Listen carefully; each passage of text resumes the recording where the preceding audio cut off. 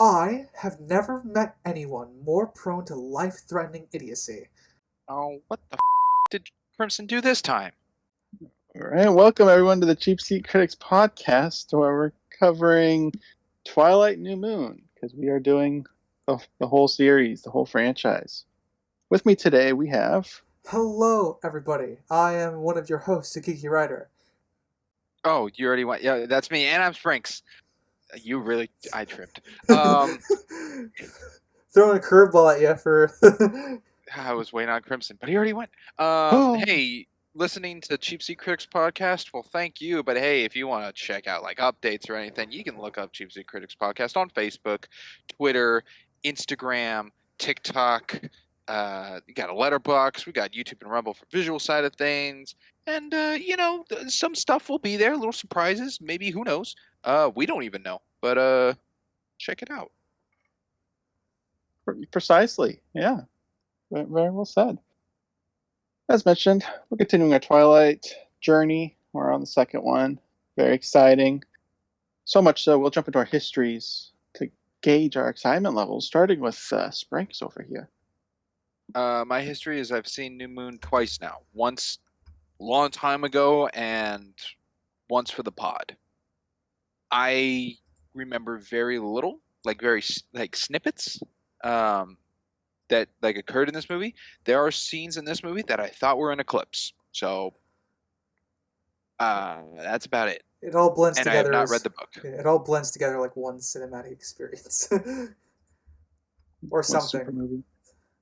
Yeah, one super something. Ryder, yeah. Similar. Again, read the books, deleted the information from my brain. Saw all the films at least once. Information's deleted. So I watched it only once for the podcast. And man, memories certainly came flooding back. And I don't know if I liked that. Happy memories, I'm sure. Sure, yeah. For me, I've seen this film twice now for the podcast. There's not much to it. I have 2 film cells from it. I will not disclose why. Huh? I was making a joke about film cells, brain cells. Just. I have none of those left, but I think that's all I really have in connection to this. I guess I can throw in that I also have a film cell that Crimson gifted me way back out of a random occurrence, just randomly. It had nothing to do with Twilight. No, it didn't. We weren't even picked. We didn't even decide on Twilight at that point. Hey, we didn't decide on this. I was throwing it as an option. It's true. If we didn't pick Twilight, the audience wouldn't have picked Twilight. We will jump into the facts. I only grabbed a couple of them because there's a whole bunch. Starting with the budget, it had a budget of $50 million, so it went up from the first. Shocker, first one was a success, and it grossed $711 million. So wow, good. Get a good following too. Yeah, it increased from the first one. Let's see. In this film, in the parking lot, I guess, Bella's 18th birthday is in this vicinity of time. In the parking lot scene, it was filmed on April 9th, which was Kristen Stewart's 19th birthday. So her fictitious birthday was filmed the same day as her real birthday, just a year off. That's actually kind of funny. Yeah, interesting how that worked out. Huh, did that help with her staying in character for her acting? I feel older. Maybe. The film was released November 16th, 2009, which in the lunar cycle was a new moon. So they timed it quite well. Well played. Well played. And the last one I have is in 2019, Robert Pattinson said he rewatched the movies on TV and thought that the music was ahead of its time, and it brought back a lot of good memories. I don't know if the music was really ahead of its time. What do you guys think? The music of like the lyrical stuff or the score stuff? He specifically said soundtrack, so that so could the be lyrical both. stuff. Could be lyric. I mean, soundtrack is kind of subjective on who uses soundtrack. That's true. I'm going with Sinister's definition. Okay. So soundtrack is all the lyrical I songs. don't know what Robert Pattinson's point of view on that. In that case,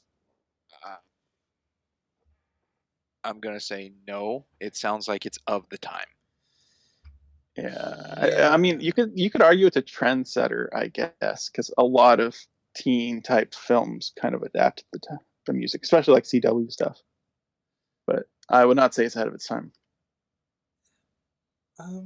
Yeah, it comes across to me as like of its time period. I'm trying to think back before like Twilight, if there were any other movies that were regularly doing this in kind of like teen dramas, injecting music like that. It's for the fact section, unless you guys got something to throw in. I don't. I'm curious how much whoever decided that the movie be released on that day for the new moon, like how much they fought for it. Yeah, I'm sure there'd be a little bit. Either they'd have to release the movie sooner than like it's got to come out now. One of the things I've learned about in listening like interviews of people who work in the industry, there is definitely like you can argue that there's a precedent for something, like wanting to do something, and so I absolutely believe that they might have wrote a blurb / legal document to explain why they wanted to do it. It seems like it's a regular thing in the industry that's done, so I wouldn't be surprised. Yeah, sure, it was seems intentional. Like the big honchos would probably lean more like, vampires and werewolves, that's an October Halloween thing. You guys like, no, if it comes out on a new moon, it's better. But I feel like a percentage would not know that unless advertised or marketed that way. True. I don't remember the marketing because I blocked a lot of it out, to be honest with you. Oh yeah, at this point, 2009, I did not care. 2009, other marketing things were on my radar. MCU on the rise. All right, we will jump into our coverage. Contrast to last week's Twilight coverage, we are going with popcorn. Hopefully shorten this one, but who knows? There's a lot to talk about in this one too. We definitely can ramble. I have. Yeah. Actually, let me double check. All right, let's get. I'll go first if you guys don't mind. Sure. Sprinks is done with the statement he was about to make. I have about, considering my notes from the first film, I have 6 lines shorter of notes for this one. Interesting. Okay. So still about 3.5 pages, almost 4 pages. Yeah. All right. Well, I have 12 lines more than the last one. Yeah. Go ahead, Ryder. Let's start with the basic one, the obvious one. We lost the Seattle Sad blue filter. We sure did, and it gives me such. And it introduces a major fucking problem. I didn't realize how important that is, and it makes me appreciate it way more than the first film now. Yeah. Yeah. I think to that film's. Then again, it might just be like something on the makeup department where you can see where like the pale makeup ends. It feels like there is no pale makeup in this one. Almost. And unfortunately, we have vampires now walking in broad daylight. More or less. Listening in the sunlight. But they weren't listening. They tried to film the movie it so, like, chooses when. Yeah. They try to film it so like they're in the shade, which is, at least they tried. But they're still casting shadows in the ground. Ergo, they would still be glowing, maybe just not as brightly. All right. Since we're talking on the topic, are there instances you guys want to point out that stood out? Oh, Just Edward's egregious. introduction in the school parking lot. Yep, Edward's introduction in the school parking lot.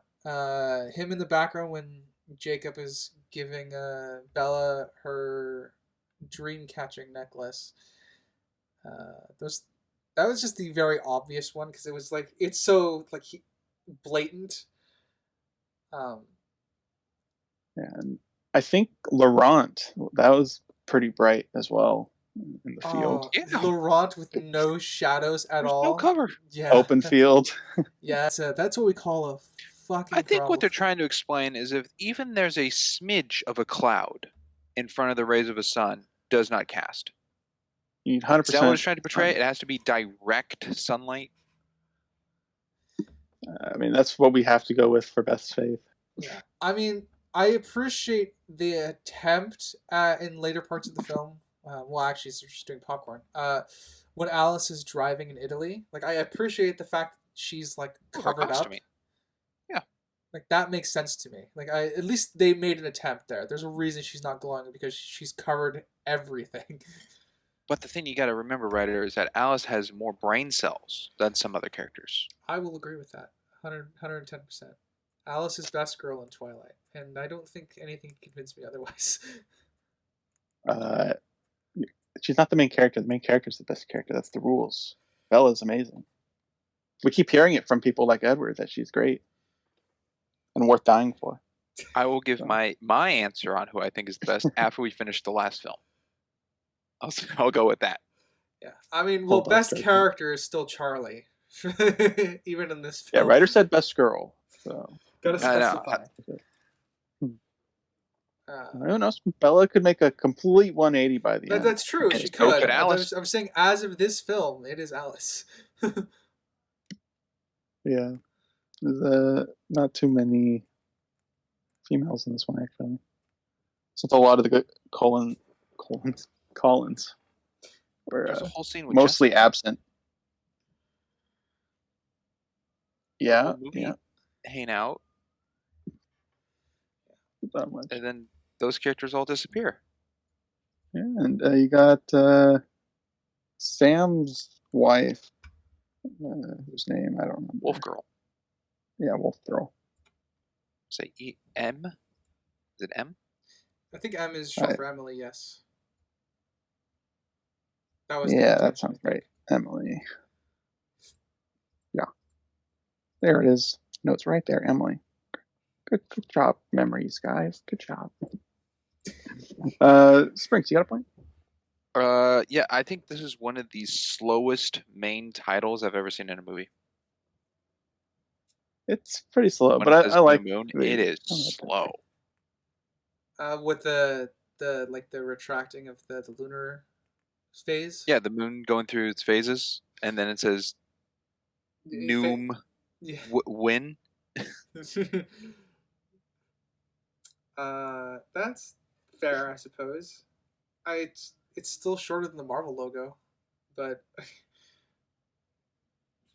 I think the Marvel logo is a lot more captivating. Well, that's a matter of opinion. I quite like this. That's far this subjective. Moon. I like the moon. Actually, I like the titles of the first two so far. The flying over the snowy mountain in the first one when Twilight pops up, fading from and I like the Arizona moon to here. But yeah, the titles are both good. Yeah, I think they're both decently creative, even if they're a bit long. You don't really get creative titles that much anymore, or as far as I can tell. But I think they did a decent job with them as well. That's true. You don't really get titles much anymore.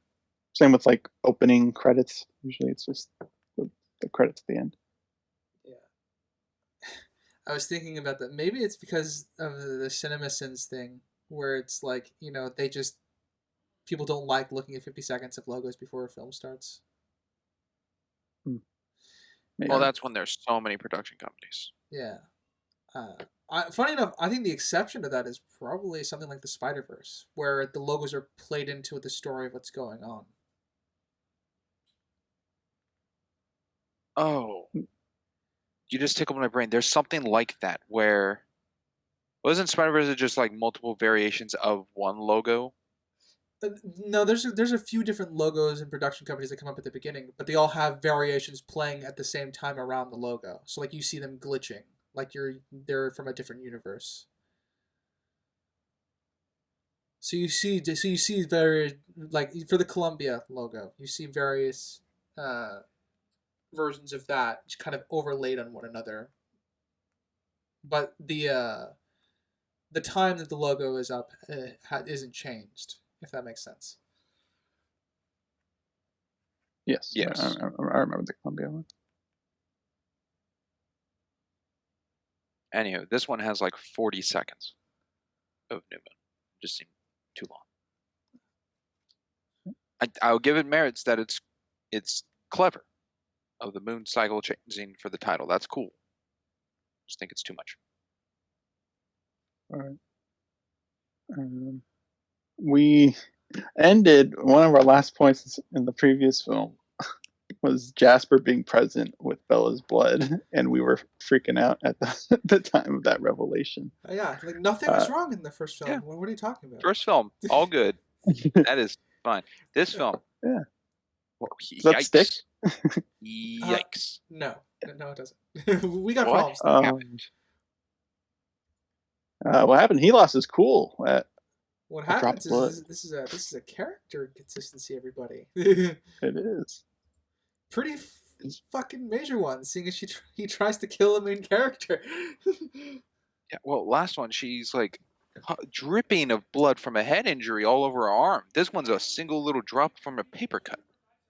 Yeah, head injury. She's like cut an artery on her leg. She is bleeding profusely in The first one, yeah. Well, I mean, then Edward freaking chucks her across the room, breaks her arm open.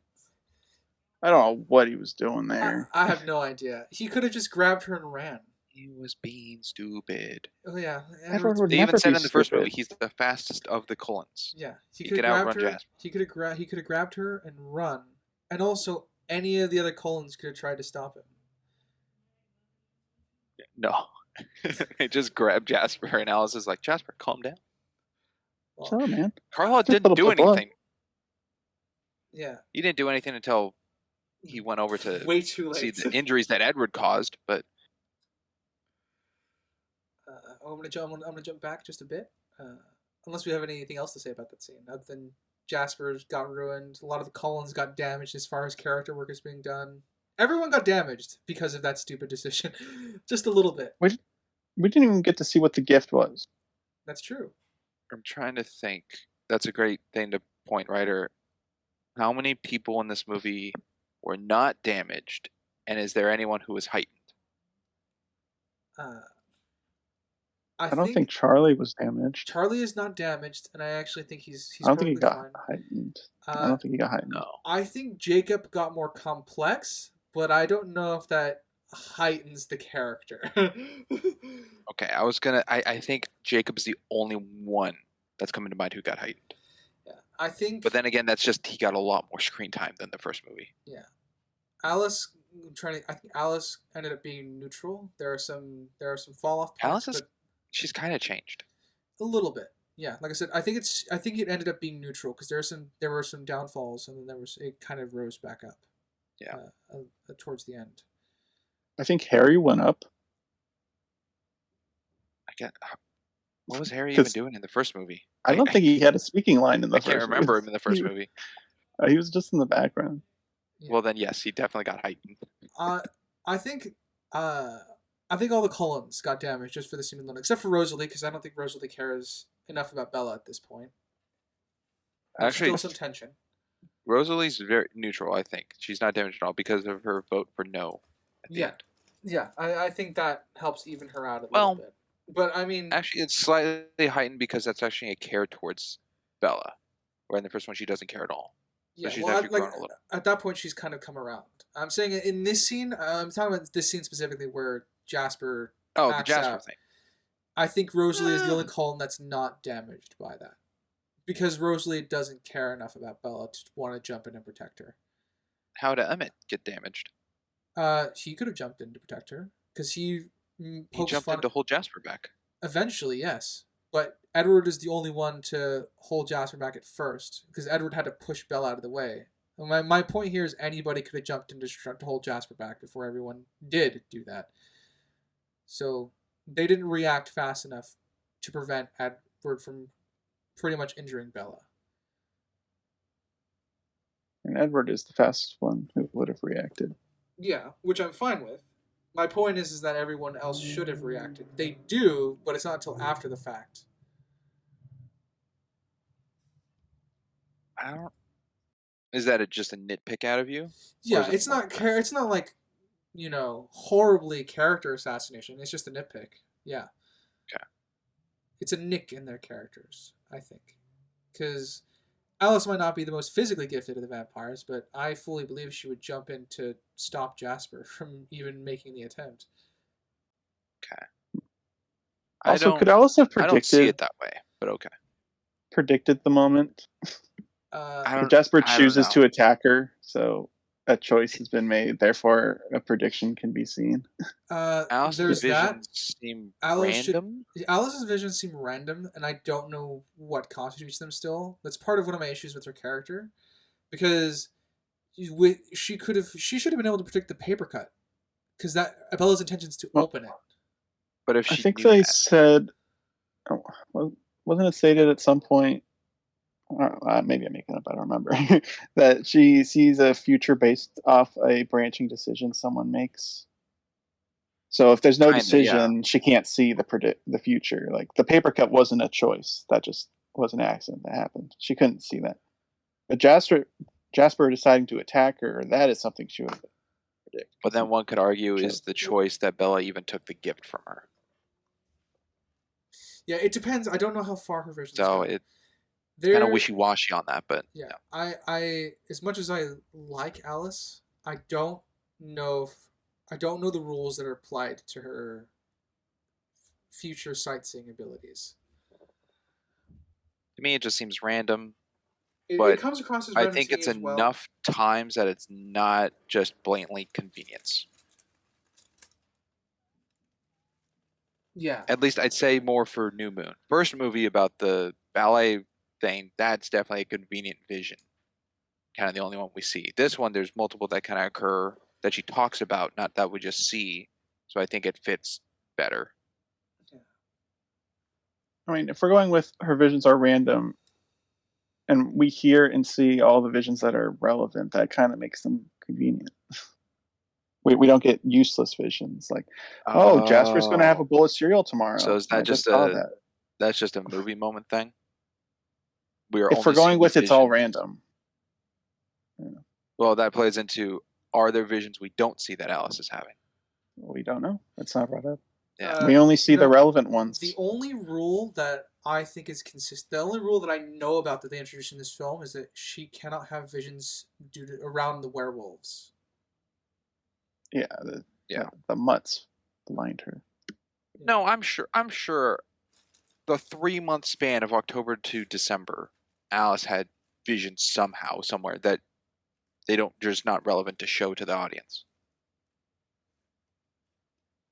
One could think that, the werewolves that we know of. Yeah, the rule that she gives us is that she can't have the visions around the werewolves, and we have to remember too. Jacob was technically not a werewolf for majority of the film, for about half the film. Well, he said he was born that way, so he's technically a werewolf all the time. He's just not activated. Is it just like an age-hit puberty thing of werewolves?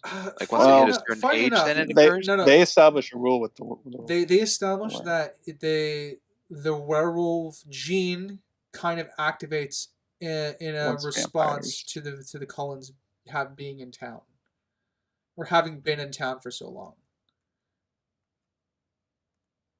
So it was activated in the first film? Technically is probably true, because Edward can tell that Jacob has the blood. Well, that's fine. Edward can sense. Yeah, so I would assume. All right, so this is going to get into kind of the thing I hinted at. I spent a lot of time trying to explain the werewolf mechanic in a way that would make sense in universe. I really did the heavy lifting here for the writers of the film, and that's not to say that it's accurate, but how it works in my head, and it still has its issues, is that the vampires are to the werewolves is what a disease is to the human body. In the sense of like the body produces antigens to fight off disease once the disease is detected. The werewolves start cropping up because their bodies adapt to the vampires being there. That's when their presence activates the gene, kind of is how I perceive it, because that's kind of how they imply it and explain it. The issue that comes up with that is the time frame that it takes. Granted, this is different than fighting off a disease. There's no specific time given, but it raises questions, but it's still, I think, a very cool mechanic in concept for world building. The idea that it's kind of like a defense mechanism that responds to disease. In this case being the vampires are the disease, and the werewolves are the response, kind of how their bodies respond to that. Yeah, that's how my understanding of it is as well. Jacob talks about how when vampires start showing up, that's when the gene pretty much triggers, and they even confirm it furthermore in the later films. I know that for I think Breaking Dawn Part 2 explicitly says it. In that way, then, do werewolves not want to be werewolves? Could be. They might just have like I said, it just depends. They might have the gene and not want the werewolves, but they have the gene, so they're going to turn into one. But if it's activated by the presence of vampires and their soul, like even Jacob says to Bella, like, I'll kill you if you turn into one. Like, if they're just so dead set on killing vampires, no matter what, then isn't that taken away from their kin of becoming a werewolf if the vampires are dead? So they don't want they protect their them to change? territory.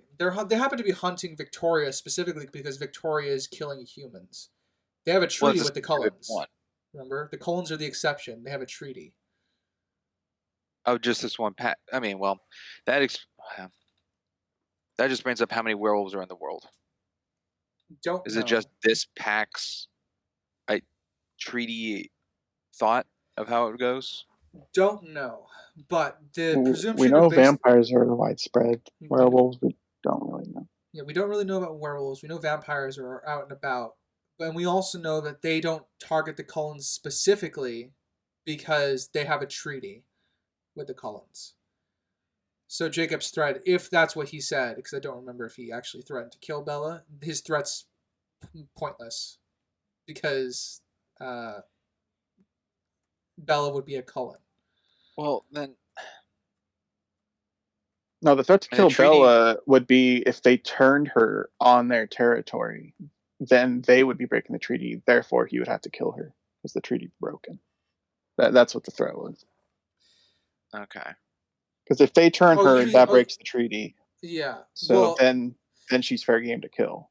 That's what he was saying.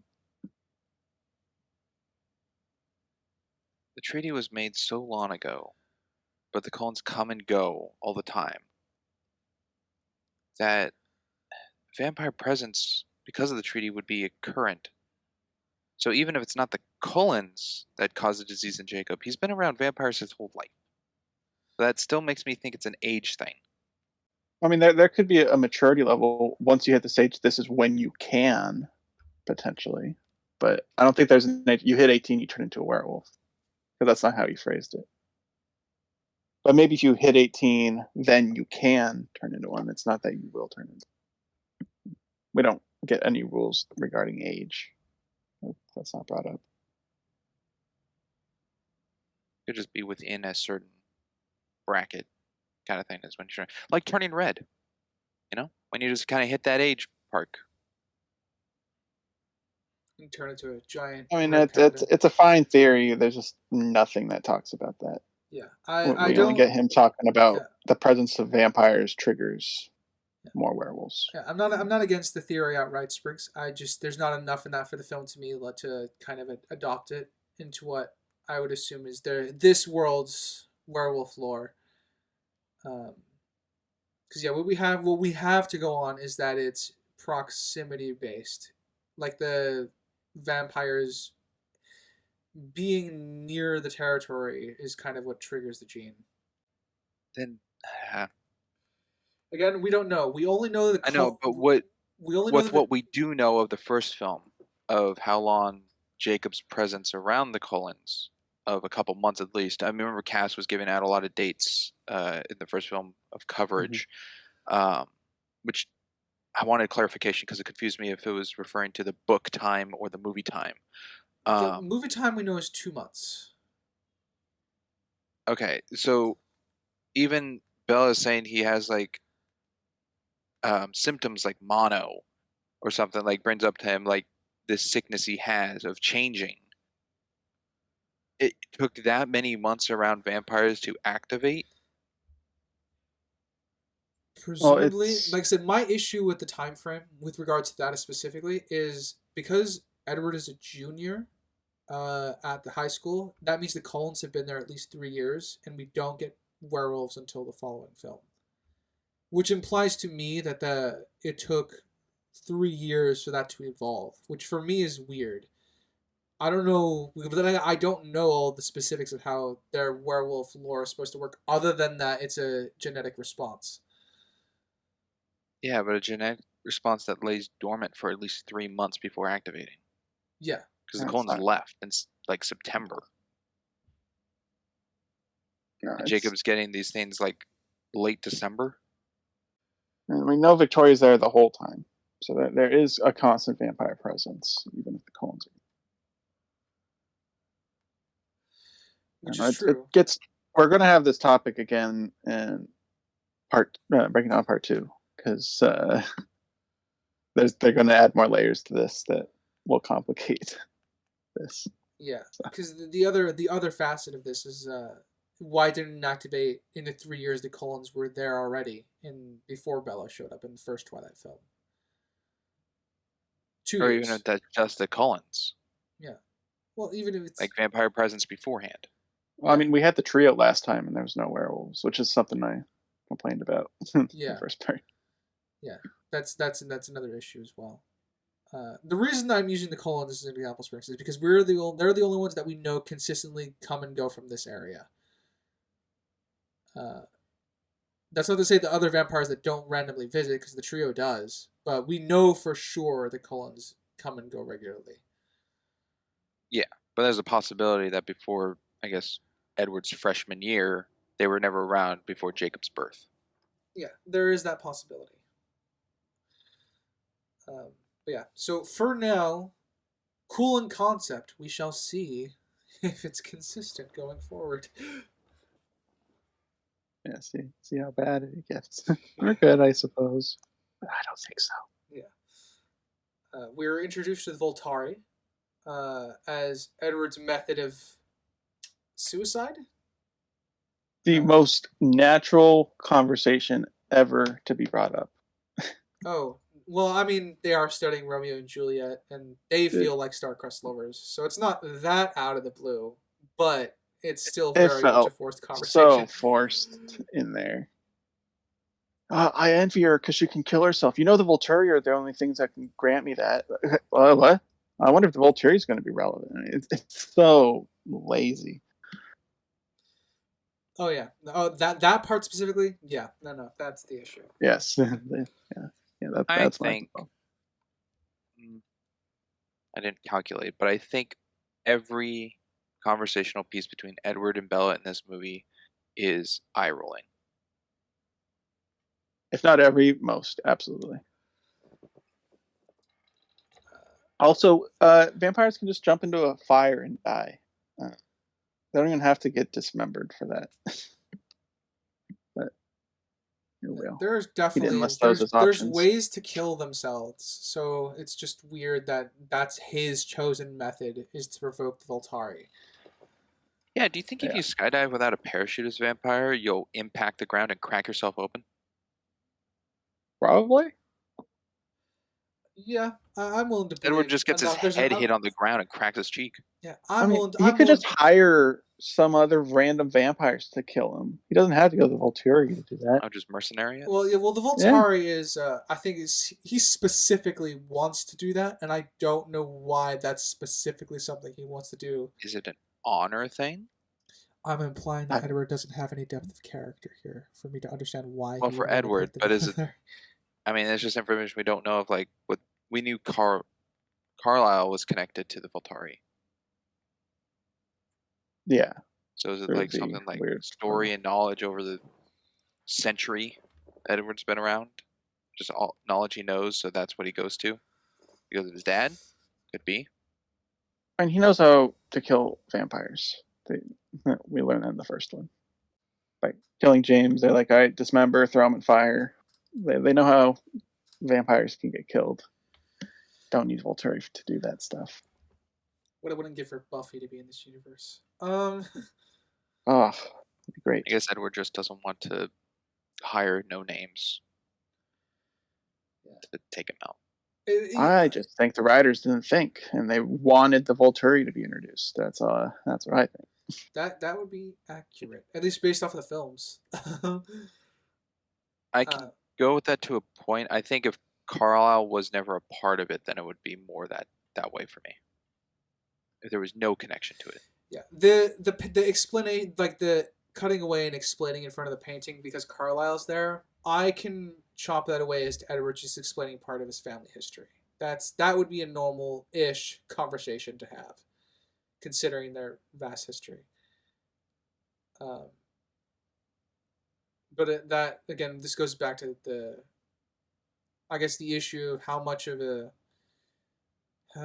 balancing between like needing to give your audience information or force feeding your audience information.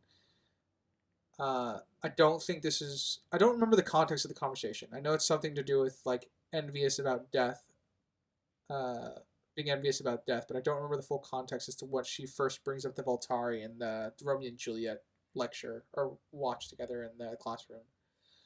I don't remember what she said about it. I just remember him talking about it. Yeah. I don't know. I don't know. They needed to explain more. They really did. Because the mercenary route is easy. If they're like, well, it's illegal to kill other vampires, and if they did that, then they would get killed by the Volturi. But then we'd have problems with the first movie because he kills James. So I don't know. I don't know. I didn't hear any rules about vampire and vampire violence. The only rule that they enforce, right, is the one is the exposure of their kind. Yes. Yeah. That's the rule we're given. Yeah. Okay. Well, it's stated like the Volturi that's the are one without that's always laws, but it's like we don't have the list of laws. Yeah. It's just that's the one we do know. That's the one that they enforce for sure. They enforce, yeah. Quick point of praise. I like that Edward just is able to recite Romeo and Juliet. It's supposed to be a romantic scene, but also it works within his character because obviously he would have sat through a lot of Romeo and Juliet lectures going through high school. Yep. So really showed up that teacher. Neat point of praise, and I like that it stumps the teacher. I had a slight praise that Charlie remembered Bella's birthday. I went, good dad. And then I went, ooh, you made him enter the room right when she woke up. Convenient. Yeah, but that's not Charlie related. That's plot related. No. I'm just... Charlie, fine. Movie, bad. In the same thing. Okay. Yeah, I agree with that. I like that even though it's probably uncomfortable for Charlie, I like that he coordinates with Bella's mom to get her gifts. I like how the mom's like, you buy the expensive camera, I'll get her a photo album. Well, it goes into... I think Cass brought it up last podcast, that Bella's mom is not good. Yeah, Cass didn't like the mom. Renee or whatever her name was. Yeah, so I didn't really care for the mom.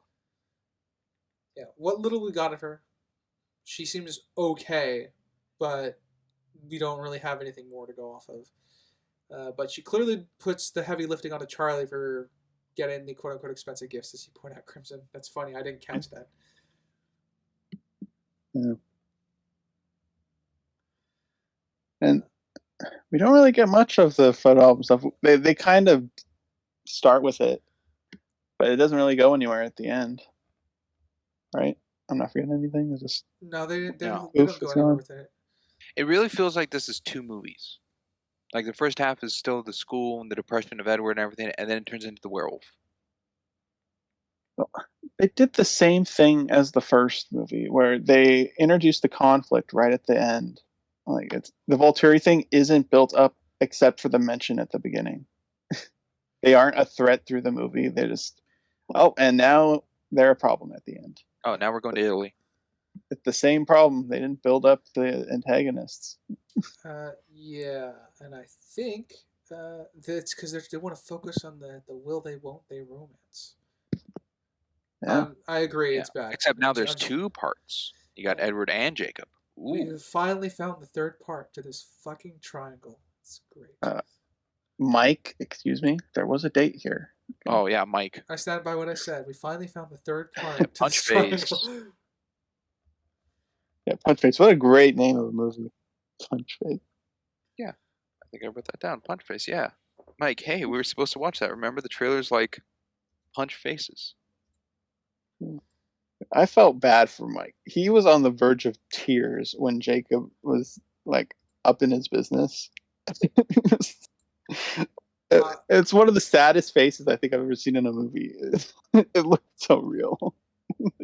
What's happening? I'm scared. Dude's a Good marshmallow. acting. What are you talking? Marshmallow, yeah. He just puked his guts out after watching an action movie. Yeah. I don't think he can handle confrontation. Yeah. Man, he would not get through Brain Dead. I'll tell you that. No. No.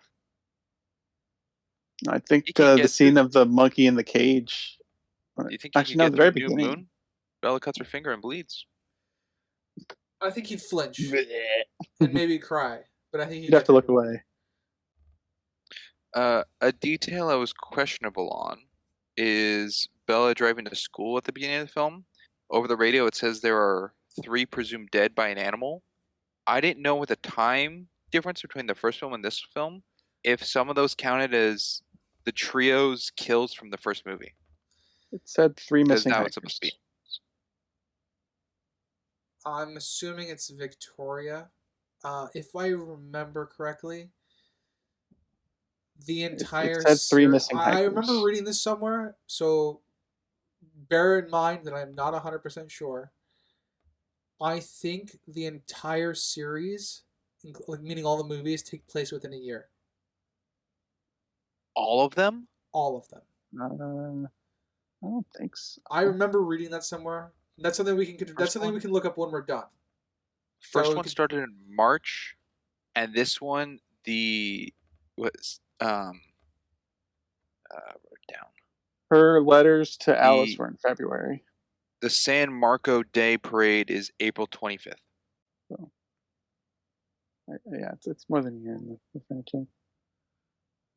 I'm fine with that. Like I said, it probably helps the film. Might be. If it's a book thing, that makes the book so much worse. But yeah, they said again, 3 missing. I shouldn't really be judging that. I shove a lot of shit in a short amount of time. Fair. 3 missing hikers, which would not be the same deaths from the first movie because there was a security guard at a building, and what was the other death? Forgot. Wayland. Wayland, yeah. Santa. Yeah. So these are fresh kills from Victoria.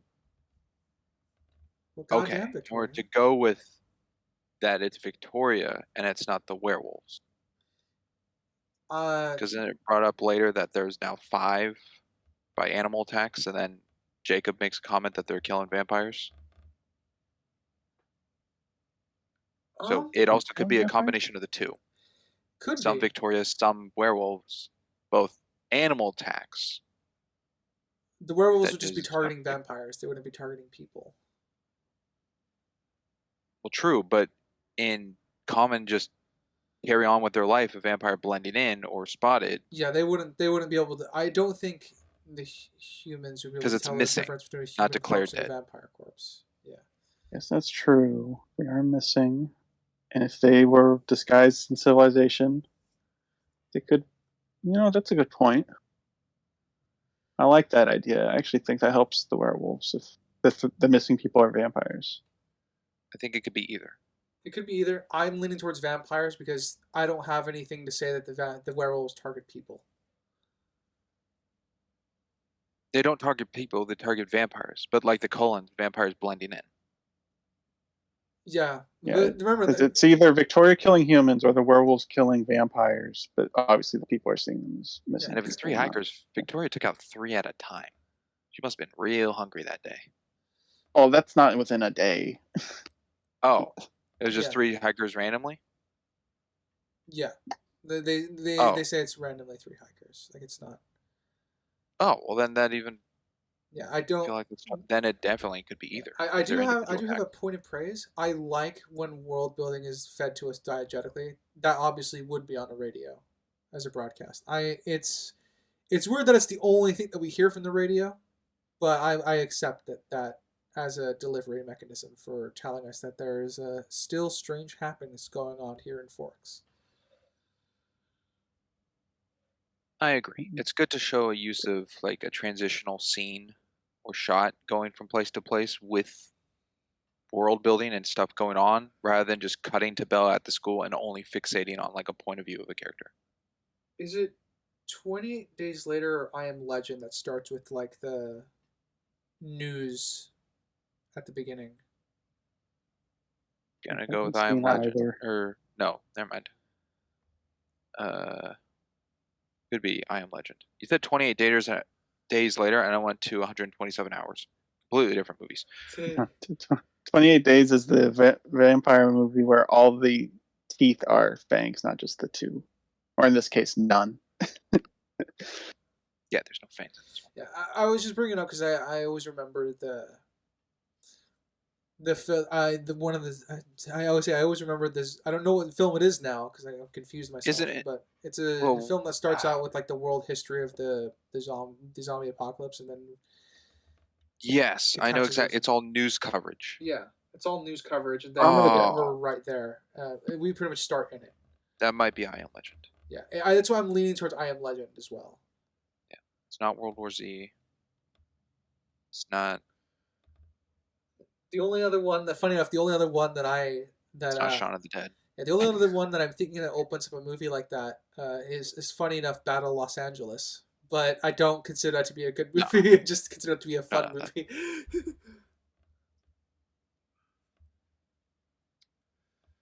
I can't recall. We also learned that Jasper has mood-related powers. Well, Yeah, did he use any of them in the first movie? we didn't even know he had powers in the first movie. It's introduced here via their interaction when Clunky. Alice is being the sweet sister to Bella and giving her a gift at school. Or telling her True. But Edward's had powers, Alice has had powers, and now they're saying Jasper has had powers. So even though not said in the first movie, is there any scenes that we can guess where he was using them? No. They didn't show him doing squat. He was barely in the first one. Yeah, I don't think there was an opportunity for him to really use his powers. Or they don't really play around with him enough in the first film to Ooh. give him the opportunity to use his powers. Could he use his powers on himself? Don't know. Well, if he could have done that, he probably wouldn't have attacked Bella. Yeah, exactly. Well, if he wasn't using them in his own house and let his guard down. But maybe that's how he can deal with being in a school setting. Maybe that's how he helps them all deal with being in a school setting. They all control themselves around Bella when she bled, except for himself. Yeah. So Yeah, I'm not willing we to... don't get anything for that. Yeah, it'd be cool, a neat detail that he helps them all do that, but they were clearly going to schools and stuff long before Jasper joined the group. That's true. He was the newest member. The only thing I could think of that you could make up in the first one is when Rosalia. Rosalie? Rosa? I was Rosalie. Rosalie. When she got mad for making food and Bella already ate, he could have calmed her down, but we did get nothing from that. So. Yeah, because Well, he wasn't in the room when that occurred. but Okay, even afterwards, more point that there's nothing. So I mean, yeah, fair enough. Okay, I like the possibility that he can control himself in the first movie because of it. Yeah, it We- definitely helps because you can see him struggling to not eat Bella, and they point that out, and Alice goes and comforts Jasper about it. Sprinks, you got a point? Let's see. Oh, Edward did a terrible park job in the parking lot, where he parked sideways over a parking space. He's too cool to care. Is that what he did? Because I remember the Bella's truck being sideways in the last film. It was in I a believe middle parking it was in the spot. middle. I think there's a white line of a parking spot indicator underneath Edward's car. Okay, yeah, I have issues with that. I thought they were sideways parking spaces to kind of parallel park out of them. I mean, there are some, yeah, because of that's where Bella's truck was parked when she almost got hit by a car. Yeah, that's where I assumed he parked. But if they forgot that and drew a full parking line underneath his car, then I have an issue. That's just a minor world building nick that they just added in. I didn't see any line under the car, but I wasn't looking for that. Vitamin Vit, boys. Gesundheit. Thank you. Let's see, what did I have here? Yeah, I guess I can sort of see the line. It might still be like the sideways parallel park stuff, but he just drove over it and doesn't care. But the only thing that He does not care. Oh yeah, and the thing that goes against that is obviously the fact that you can see a car behind his parked normally. Yeah.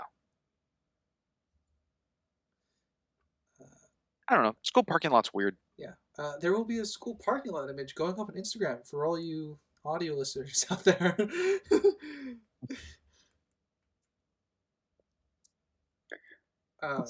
Well, around this time in the film, Bella and Edward were talking about how he's 109 and how gross that is. Like, that's great. Bella, what do you think?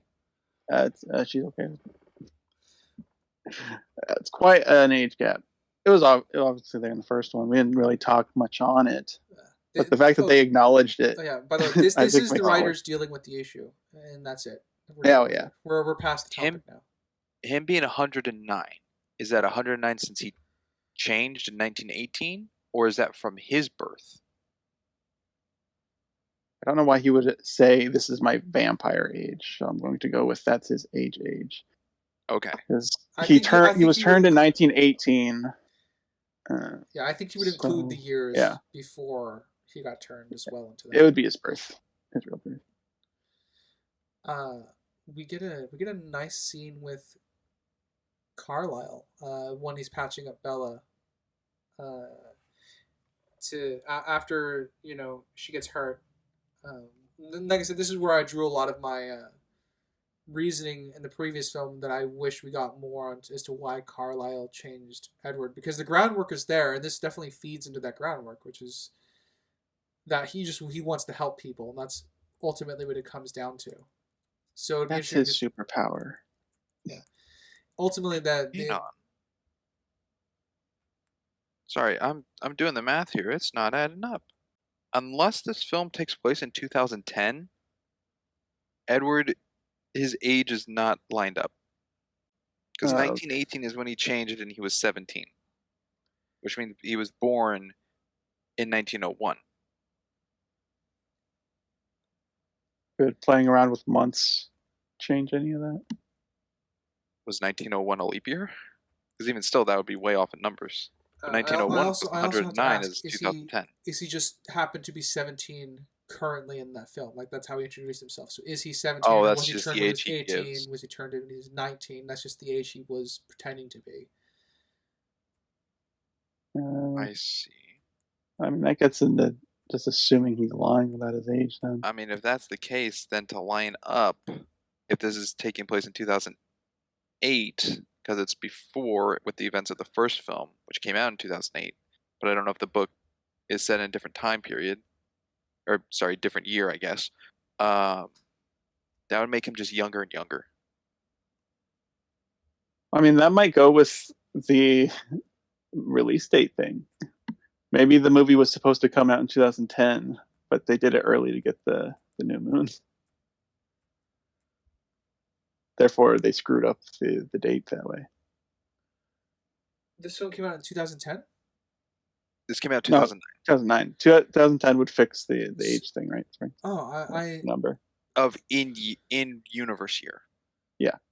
But this is still the next school year in September from the first film. He said he was 109?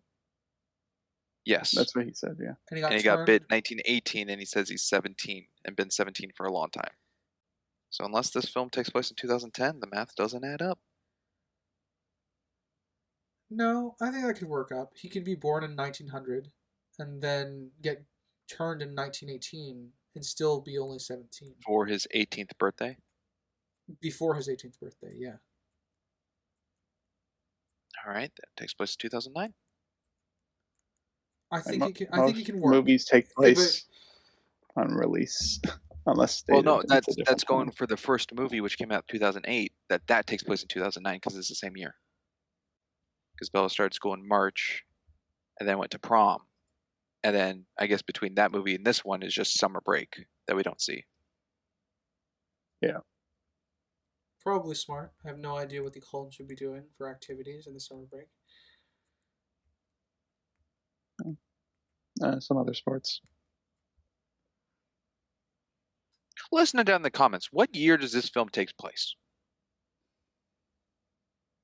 I'm going to say year of release, and they screwed up the numbers, potentially. Well, that's actually really funny then, Crimson.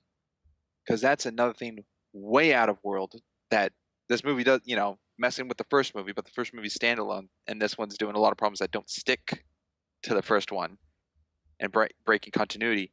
It's breaking continuity outside of the world itself by putting this movie in the year it came out that doesn't fit. Really? That's like insanely wild to me. It's not that wild. So many movies come out and have the same date as the release year. And this takes place within a year of however you play the numbers of the previous movie. Yeah. Within universe. I remember there being... Okay, so then you're stating, Crimson, that the first movie does not take place the year it came out. Why is the first one not able to come out in 2008 and this one 2009? Because that's a whole year of school jump between the two films. She started school in March, and then they went to prom, and that's where the movie ended.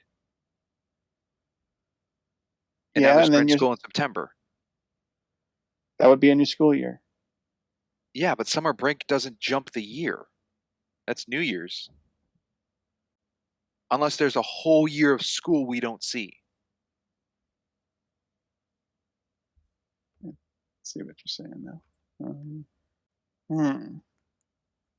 So either you're saying the first movie takes place the year it came out of 2008, and this one's not right, or this one takes place 2009, and the first movie has to stick to that year or does not fit the year it came out. Yeah. No, you got me on that one. I don't know. We don't get to see a year on anything. On our computer, you get to see the dates of the month and the day, but not the year. When she's emailing Alice all of her letters, you don't get to see the year on there. I'm thinking with what Ryder said that Edward was changed before his 18th birthday of 1918 to fit the age and everything, that he's 17 to fit all that it's taking place in 2009. All right. I mean, I guess that fits everything. Just doesn't make the first one in 2008. Makes it a future film, I guess. Which is it? I mean, it's never explained. I don't think the year's ever stated, but going off of this film and things stated in here, that's what we'll have to go with. Mm-hmm. I don't have a strong opinion on the age thing, by the way. It's just I don't know what their intention is. It's probably Sprinks made it work. Yeah. As long as the first movie took place a year before release. After. You just said this one was 2009. Yeah, right? so the film Making the before first one 2009. Yes, takes place in 2009, came out in 2008. Yeah. Sorry, you said year before. I thought you meant 2007. Yeah. I was thinking of the only other This is crazy math. I was thinking of the only other timing issue that I could think that would be relevant, and I think there's John Favreau as Happy Hogan comments about like having the ring in his pocket since 2008 for Iron Man, and I think that movie's supposed to take place at a different year. But because the movie film came out that year, the line, it's a very small thing, but it screws up a lot of some of the timing in the MCU. Interesting. Yeah, I didn't know what year Iron Man's in. With all this math, Universe. the only thing that I think could break it with what we just said about Twilight is if the first film has a song that came out in... Well, no, that wouldn't even make sense. Never mind, that's not possible. And even if it was somehow possible in universe, that song could have come out at that time. Yeah. So that wouldn't. It would have been annoying. It would have the issue is if we go back to the first movie and find that it's 2008 somewhere written. Yeah, then that would be the problem. I mean, the Monte Carlo prom never has a year next to it, right? I don't like know. This is a class of anything. I certainly don't remember any. Man, this is great. The more movies we'll do this season, the more we'll have stuff like this. Yep, it's incumbent upon every film to be consistent after the first one. I know I had a point about Carlisle. Now I'm trying to remember what it was. You said that right when I was reading a Carlisle note I had. I think I remembered. Before we went on that tangent, I really like the scene between Carlisle and Bella after she gets hurt, because I was alluding to the fact that in the first film, there is a potential foundation for why Carlisle would choose to save Edward from the Spanish flu, and that's built here when he talks about wanting to help people. That's why he became a doctor. So there is a foundation as to him, like, I guess the headcanon that would work for Carlisle in the past, and why he would choose to change Edward, who would have been dying from the Spanish flu. I mean, it's still the same issue I brought up, where it's why Edward, without us explicitly being told he had enough of losing people, and like Edward was the first one he tried to help through that. Yeah, but I don't think there's enough of him.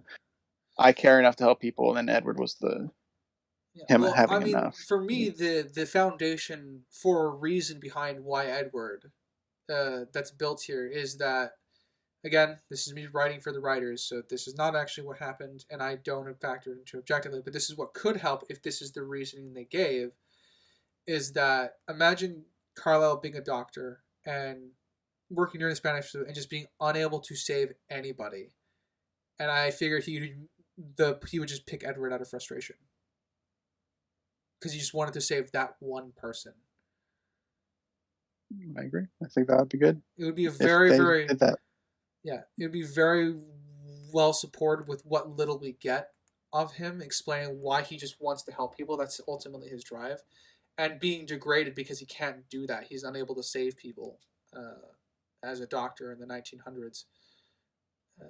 So we don't get that, obviously, but I think that's kind of the angle that I would go with the information I'm given as to why he picked Edward. It was out of frustration because he just wanted to save one person. Shout out to Doctor Who's Pompeii episode. Really good. With Peter Capaldi before he was the Doctor. Exactly, it's true. My Carlisle note, yes. It was brought up that they need to move because Carlisle should be 10 years older looking than he is even though at this point they've been in town, what was it, 2 or 3 years? It'd be the whole family. 4 years. It's 4 years. 4 I years. legitimately think Edward's just bullshitting. At But Bella knew how long they've been there, so she'd be like, "It hasn't been 10 years. What are you talking about?" Yeah. Well, remember, this is Bella and she's dumb. So I think she's Oh. more focused on the fact that Edward wants to leave her behind. I don't like the idea of saying she's dumb, therefore I ignore agree. It's totally a dumb reasoning, but it's for once it's actually applicable because Bella is dumb in universe. I totally agree. I hate the reasoning. I can't think of any reason as to why she didn't dispute that if it weren't untrue. But it's a problem then if it is, because it's implied that the Cullens try to stay for 10 years, but they start in high school, and the fact they were only in junior year implies they were only there for 2 to 3 years. Yeah. Well, the high school, could they jump schools? In this area, Like go to school no. for 4 years, then go to a different school for 4 years? I would say yes, but they're in the middle of nowhere, so they're limited in their school options. There's a population of 3,120 as of last movie. Obviously, some people have died since that movie, but roughly about the same population, I would imagine. That just brings up if Forks has more than one school. No rival football teams or other teams to go against. Sports. I mean, it doesn't matter. If it has 4 schools and people would still know they're there. They would have to leave the area to go to a different school. At which point, they're not in Forks for 10 years. I guess that's true. That goes into district records. Unless Carlisle knows how to fudge that. If they're in the same town, school. Just because I went to one school, I don't know who the weirdos are at a completely different high school. They're in a small town, Sprinks. If they're at another school and someone sees them that was at the other school, you're like, "What are you doing at this school? You already graduated. What's happening here?" I guess that's true. But that also falls onto them just being terrible at blending in. No, that doesn't fall under that. A little. If you're in the same area in a small town at a different school, having graduated from another school that's in the same area, there's a good chance in that small town you would be seen by other people who know you graduated. Yeah, it would be different if this was a big city and the high schools number in the thousands and you can hop around to different high schools and that more easily and get away with it, I think. I don't think you can get away with it in a small town like this. I'll go with what we said in the first coverage of the first film. Easier if they were just homeschooled. Absolutely. Yes, anytime it was asked, you could fudge up the year. They don't even have to be in school. They can totally pass as 18. If they can fudge their records to go to a new school, they can just fudge their records to be old enough to not be in school. They don't have to do that at all. I guess that's true, but they'd all have to be passed as 18. I guess that's fine. They definitely do. If they're passing as 17, they can pass as 18. I mean, Jacob's passing as 16. I don't know what 16-year-old looks like that. Jacob. I know we're talking about the Cullens, but like Jacob is said to be 16 years old. I mean, there are some jacked teenagers. Yeah, with anabolic steroids. I mean, I went to a school that had a wrestling team and football and stuff. There were beefy people. Not out of the question. I don't know how old obviously, like I said, Kristen Stewart was 18, then turning 19 during production of this. I don't know how old the rest of the cast was. Well, for Jacob, what's the difference between Taylor Lautner's age and Shark Boy and Lava Girl to this? I mean, you could just look up his age minus when the film came out. Yeah, I'm just saying it looks like. I'm just going to put Taylor Lautner, puberty hit him good. Like, wow. Yeah, I agree. Not wrong. Yeah, worked out for him. Got the good genes. Yeah, with the werewolf genes. But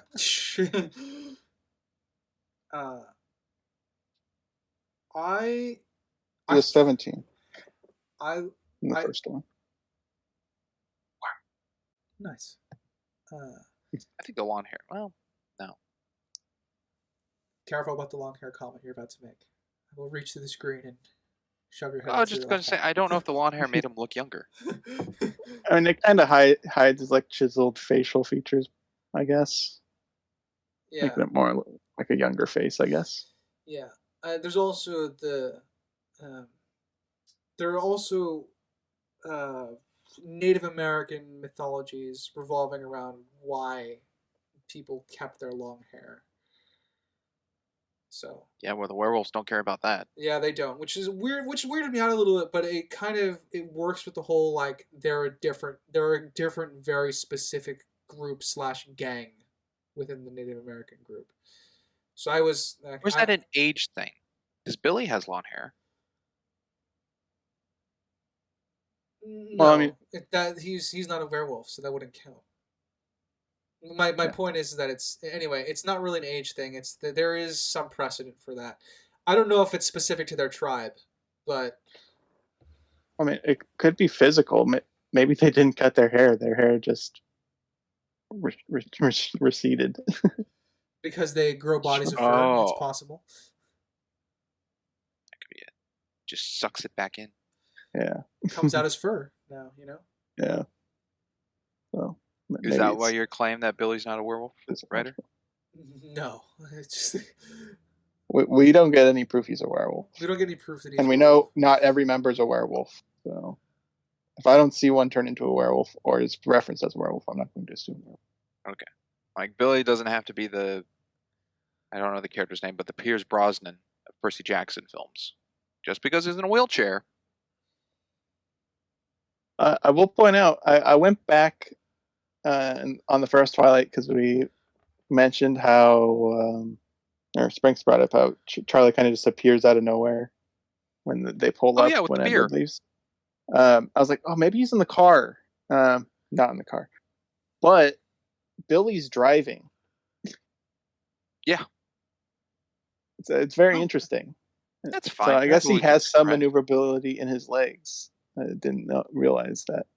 So Yeah, he's not fully handicapped, which is fine. As long as we don't get anything that contradicts it.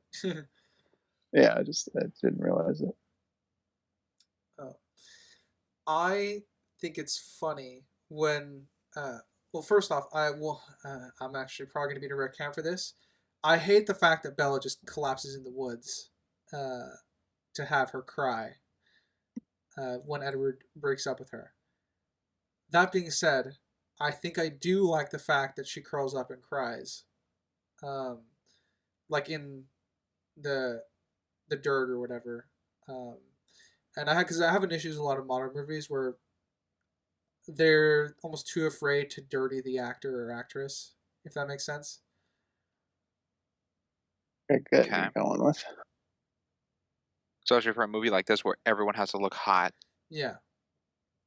My angle for this is just purely subjective. I don't have any more commentary than that. Because I could cite examples from Lord of the Rings, but Crimson won't get those. And Oh, yeah, but our audience could. yeah, but our audience could. Okay, you know when Eowyn's crawling across the ground at the Battle of Pelennor Fields, like to get away from Gothmog? See, Yeah. you got me. Yeah. I don't know. Yeah. Oh, I know. Shocker. And I'm explaining this to Springs. Yeah, you know how haggard Eowyn looks in that scene? Like, we don't get that in movies very much anymore. Like, my point is they tend to shy away from showing that haggard, damaged look on It actors. depends. It depends. Because you got the damsel, right? She gets really dirty and beat up in that movie. I was saying Oh, it's rare. Millie Bobby Brown. Damsel? Yeah, Yeah. that one. I'm saying it's rare unless it's super specific. Like the Revenant's another good example of when they really dove into that. It's something they tend to do. And this Eowyn's very strong, independent woman. Bella's very reliant on everyone to help her. Yeah. She's strong as she's stubborn. I'm also. It feels so unfair to compare Erwin to Bella because Erwin's actually a good character. Uh, but the reason I say this is because I think I like. I might be that I just like this in concept. I just hate the execution. Yeah, I have 3 notes regarding her there. One, Edward makes no noise when he leaves. Nitpick, but it's there. No, he just used the teleporting He ability is that he all over the has. damn place.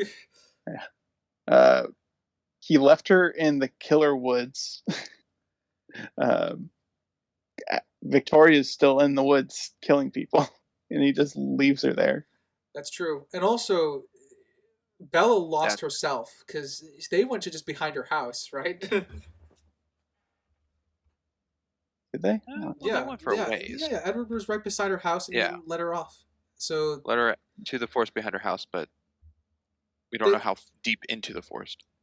Presumably less than 5 minutes, because it'd be weird if he took her off for like an hour and then just chose to leave her there. It would be weird, but he's a weird ass vampire dude. So and Edward has not demonstrated high intelligence enough to avoid that. So maybe he did just wander out there for an hour ahead of her, trying to figure out how he was going to break up with her. Right, the first movie, he's taking Bella all over the forest. They're going everywhere. That's true. But he has the intention to stay with her in those scenes. And then I wrote leaving in Killer Forest. That's what makes. Yeah, left her in Killer Forest, and then in parentheses I wrote nothing reckless, because there's a search party for her. She knows people are dying in the woods. Her dad's aware of it, and be gone all night. Of course, that was not good. That was reckless for her father. Yeah, poor Didn't Charlie. even listen to Edward. Poor Charlie just punching bag of Bella's in both movies. Yeah. He's delivered his daughter by a half-naked man carrying her. To be fair, I'm fine with the fact that he doesn't really react to that. He's more worried about Bella, but there's still a part of me that wants a reaction. Let's be thankful that the pants come back when they turn back into human. Yeah, they all got Hulk pants. It's fine. The pants are the additional hair. It's made out of hair. Oh, that's like the reactive agent. They need the pants to trigger the transformation. And audience, I see what you're thinking there. Mind out of the gutter. Gutter removed.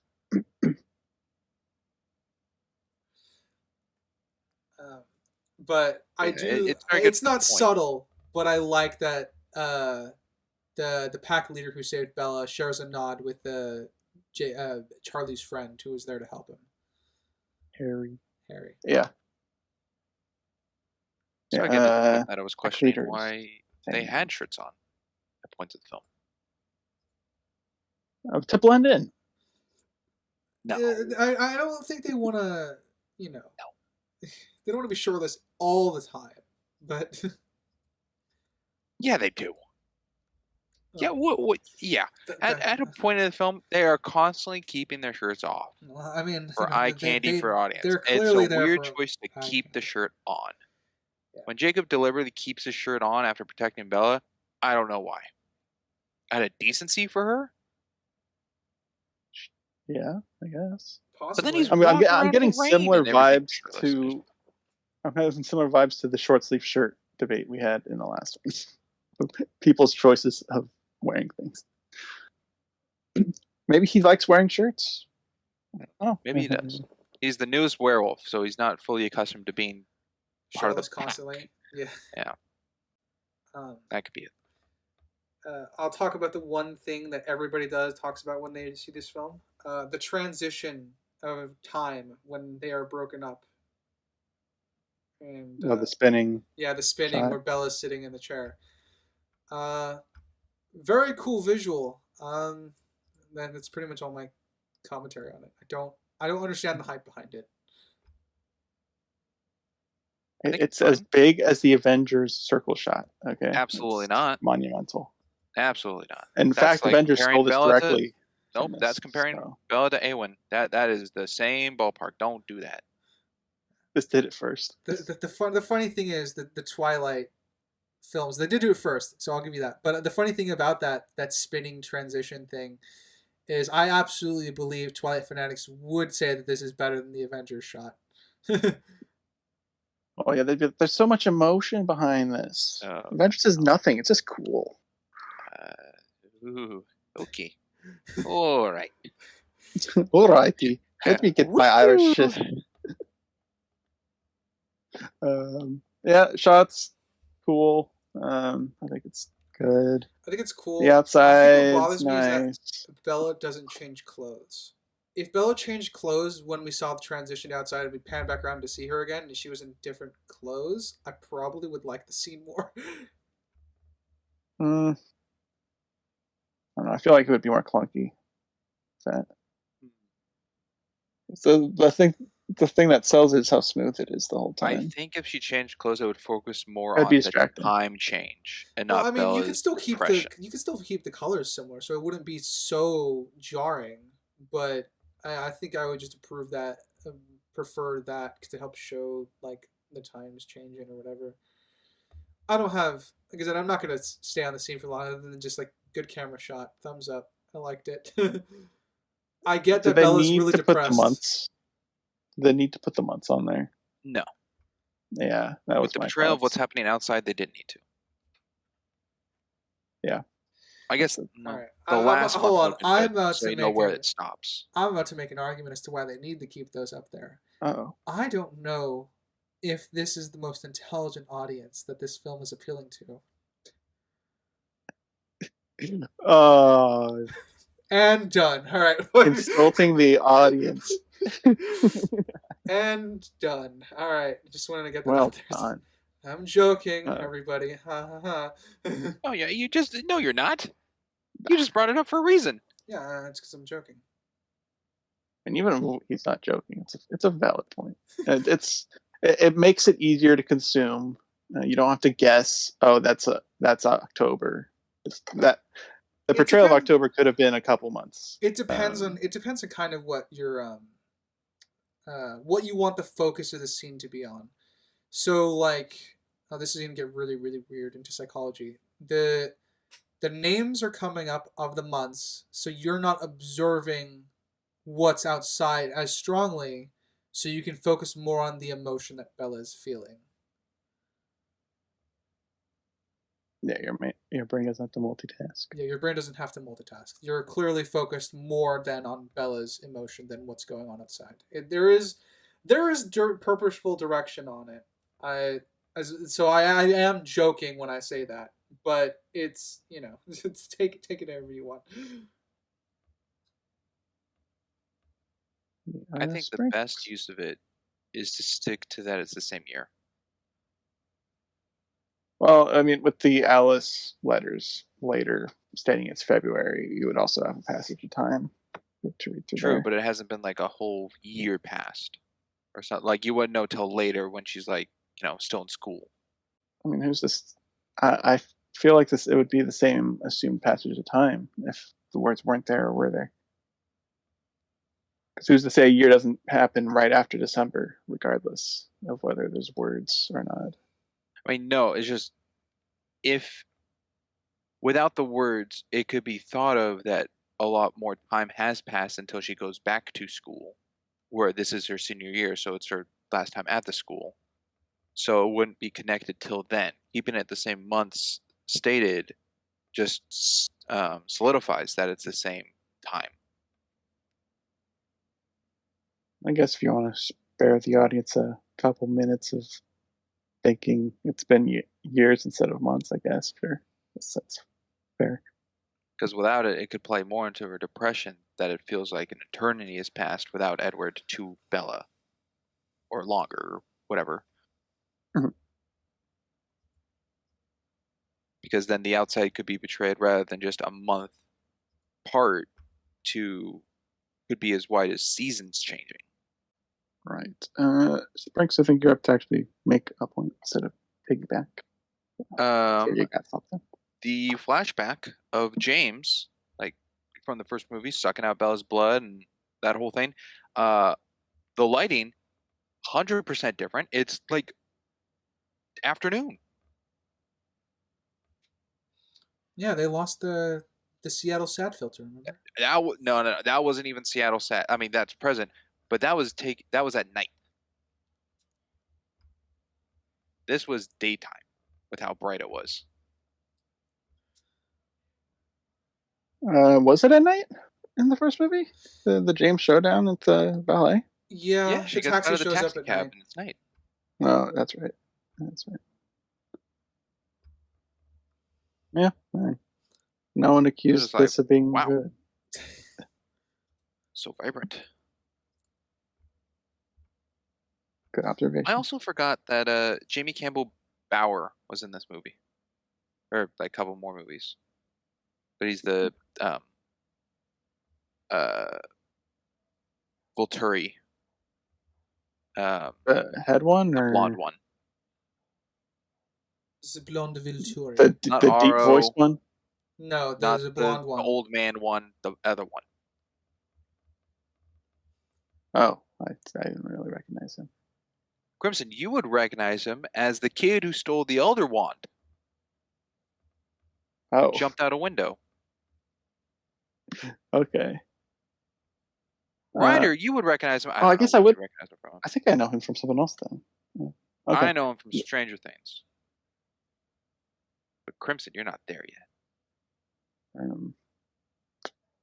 I recognize the old one, which Ryder should also recognize. I should? Oh boy. Not very strongly. I think you saw one episode of him in it. Well, maybe more. I don't know. He's the Jack the Ripper in Sanctuary. Oh, yeah. So no, I saw a fair bit of him because we finish the first season of that show. So We did.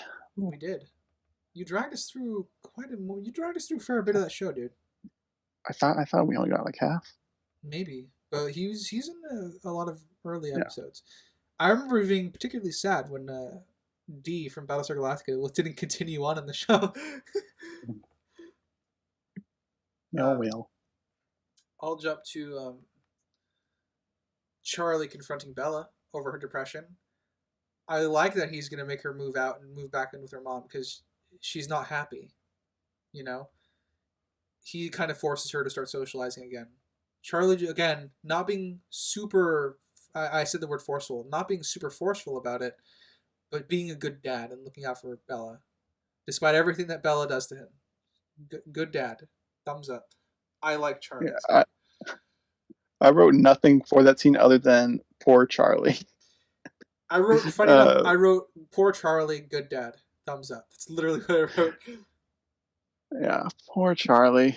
He loves her so much that he puts away his own wants of her being there just to better her sanity.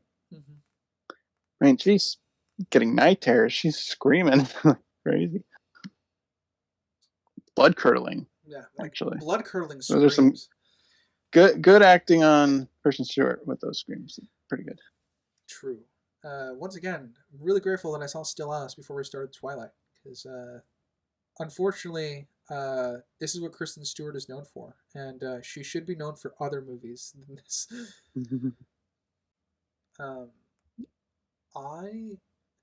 This might be an extended scene, so I want to question: is there the neighbor with to Charlie? That's not Billy, right? Neighbor to Charlie. Yeah, there's there's a scene in the extended edition where Charlie's neighbor is bringing out the old rusted out bikes that he wants to get rid of and throw away. Oh, is that not theatrical? No. Okay, so for you guys, Bella just has the bikes. Yeah, so for you guys, the Bella just showed up with the fucking broken bikes. That's hilarious. Okay, that's not a problem in the extended version of the film. Then. Well, I mean, she says she got them from a scrapyard, right? Sprinks. That's what she said. She said that she saved them from a scrapyard. Oh, yeah, saves them from scrapyard. So, I mean, they don't just pop out of nowhere, but they do rob us of the actual explanation of them. That's an interesting choice. Yeah. So I guess it's not necessary though. So it's not necessary. I can see why it's Makes cut, sense. but it's good. I like that the extended version put that back in, so they don't just come out of nowhere because it's jarring. I think when she shows up with them. yeah, But yeah, so it is a little out of the blue. yeah, so there's actually interaction between Charlie and his neighbor over them because he's finally quote unquote getting rid of the death machines as he's cracks a joke about them. And but they're put out on the street, meaning to be picked up, which means Bella can see them whenever she drives off. So it wouldn't be much of a leap for her to grab them and save them because now she's going to start her suicidal streak. Yeah, I can't believe we got robbed of more Charlie. I know that to me was the insult to the scene. That's a crime. Yeah, because Charlie's being friendly with his neighbor, and of course he would because it's Charlie. Oh, Charlie deserves a better daughter. Point blank. Yeah. Man, I had a point I wanted to branch from there, but I forgot it. I have 2 pages of notes, but I keep jumping around everywhere to. Well, was it the scene where Jacob was now agreed to help repair the bikes? No, it was really tangential. It really bounced off something far. Okay. Oh well. Oh. I will talk about Harry's death and how very lacking it is, where he just ended up having a heart attack. Oh man, would have been this was the chance for the film to really shine. It could have shown Victoria being really brutal. It could have shown the wolf. Presumably that's supposed to be Jacob, but it could have shown the wolf being too late to save Harry, and it would have given everybody a little bit of character stuff. Yeah, it's. Is it sad? I wrote down Jacob because I think that is Jacob's like brown wolf form. I think that was him. Yeah, I presume it's him. That would be pretty cool, which I don't think happens in the whole franchise. Is if a vampire turns one of the natives and they turn into a vampire, and how they'd have to tackle that. Having to fight their own. I would be interested. What a cool plot point that we don't ever cover. Yeah, like if she turned Harry right there, that would have been pretty big. And then, like, if she was turning him and he was on the ground screaming because of the venom, and Jacob, or whoever the werewolf is just standing above him, like, oh god, I have to kill him right now. I have to finish him. Yeah, that would be a good scene. Oh, you know what? Because it's Charlie, and Charlie's such a good actor, we should get him to come back down, and we could have Harry begging Charlie to kill him. That would bring a lot of questions, though. Because Charlie would ask, why? Well, I'll he'd just be take him to bleeding the out. hospital. Presumably. Because Charlie doesn't know about the vampire stuff. Yeah. But, I would want to get Charlie's reaction. Because I just want more Charlie. That might be my bias in bringing up the scene. But it would be a really cool character mode for Jacob. I agree. Being Jacob is more of a protagonist than Charlie is. It would make more sense if we were adding that scene in. Jacob would have to be the one to do it. Yeah. Or the pack leader would be the one to do it, and he'd, absolve Jacob of the choice. He's like, okay, you can keep going. I'll do it. It would really help push how much they hate the vampires. That they'd rather kill their own before they actually fully turn to just rid them of the problem. I'd agree. That'd be good. Darn, I'm sad. So much potential lost. Like, again, this is going into. There's so much interesting world building stuff that they've built for this franchise that they just don't play around with, and I think that falls under the category because that's some cool world building stuff of how much they would despise the vampires. At least Jacob, especially, because he clearly despises being a werewolf to a certain point. Because he was made that way by, he blames the Cullens for that. And it would have utilized Harry in a good way to better the characters, because right now Harry is nothing. They used him the same way as they used Santa in the first movie, but Santa was more impactful. It's just another friend of Charlie's that died, but Charlie barely reacts to his death in this. We don't movie. see his reaction to him at all. He just finds him there and kind of panics, and that's about it. Well, it's kind and of. Harry himself isn't. I'm going to push back that just a much little bit because I actually think there is more for Harry, and that it's subtle, but there's more going on for Harry because Harry's the one that's covering the wolf tracks. Harry's the one that's he has keeping the two plot worlds separate. stuff. Yeah, Sure. I'm saying as a character though, he's nothing. yeah, I'm saying he has a purpose, but I would like more. But I then in that case, yes, I agree. I would want more character stuff from him. Yeah. You got something to jump to? Let's see. Do I have something to jump to? So much movie left. I know. So I'm going to jump back towards the beginning again, obviously. I think I really... I want to highlight the... I guess... I'm not doing this on purpose, audience, I swear. I actually really like the fact that Alice is very sweet to Bella. She's the one going through the motions of wanting to plan the party. She's the one that's, kind of pushing everybody to do that, and she's the one that helped pick out gifts for everyone. I think it's very, very good. It just shows kind of like what the kind of person and that she is. She's very bubbly, typically, which I quite like. Yeah, and in the first movie, she even foresaw how good friends she'll be with Bella. And we get to see that kind of flourish here, especially with the party. And her being the only one to return. Granted, she's the only one that could get the visions, but yeah, just bolsters the point, I think. Because then the Cullens at the end kind of just show up back at their house like nothing happened. Which I think will be an issue for the third movie. Because they talked about how they can't come back because people are going to see them not aging. Yep. But they're back. So depends on how much they hide, I guess. I suppose. Sprinks, you got a point? Let's see. Being popcorn, I'm gonna check my notes things. Sure. Oh, at the party, or I guess the birthday party at the Cullens before Jasper goes, crazy.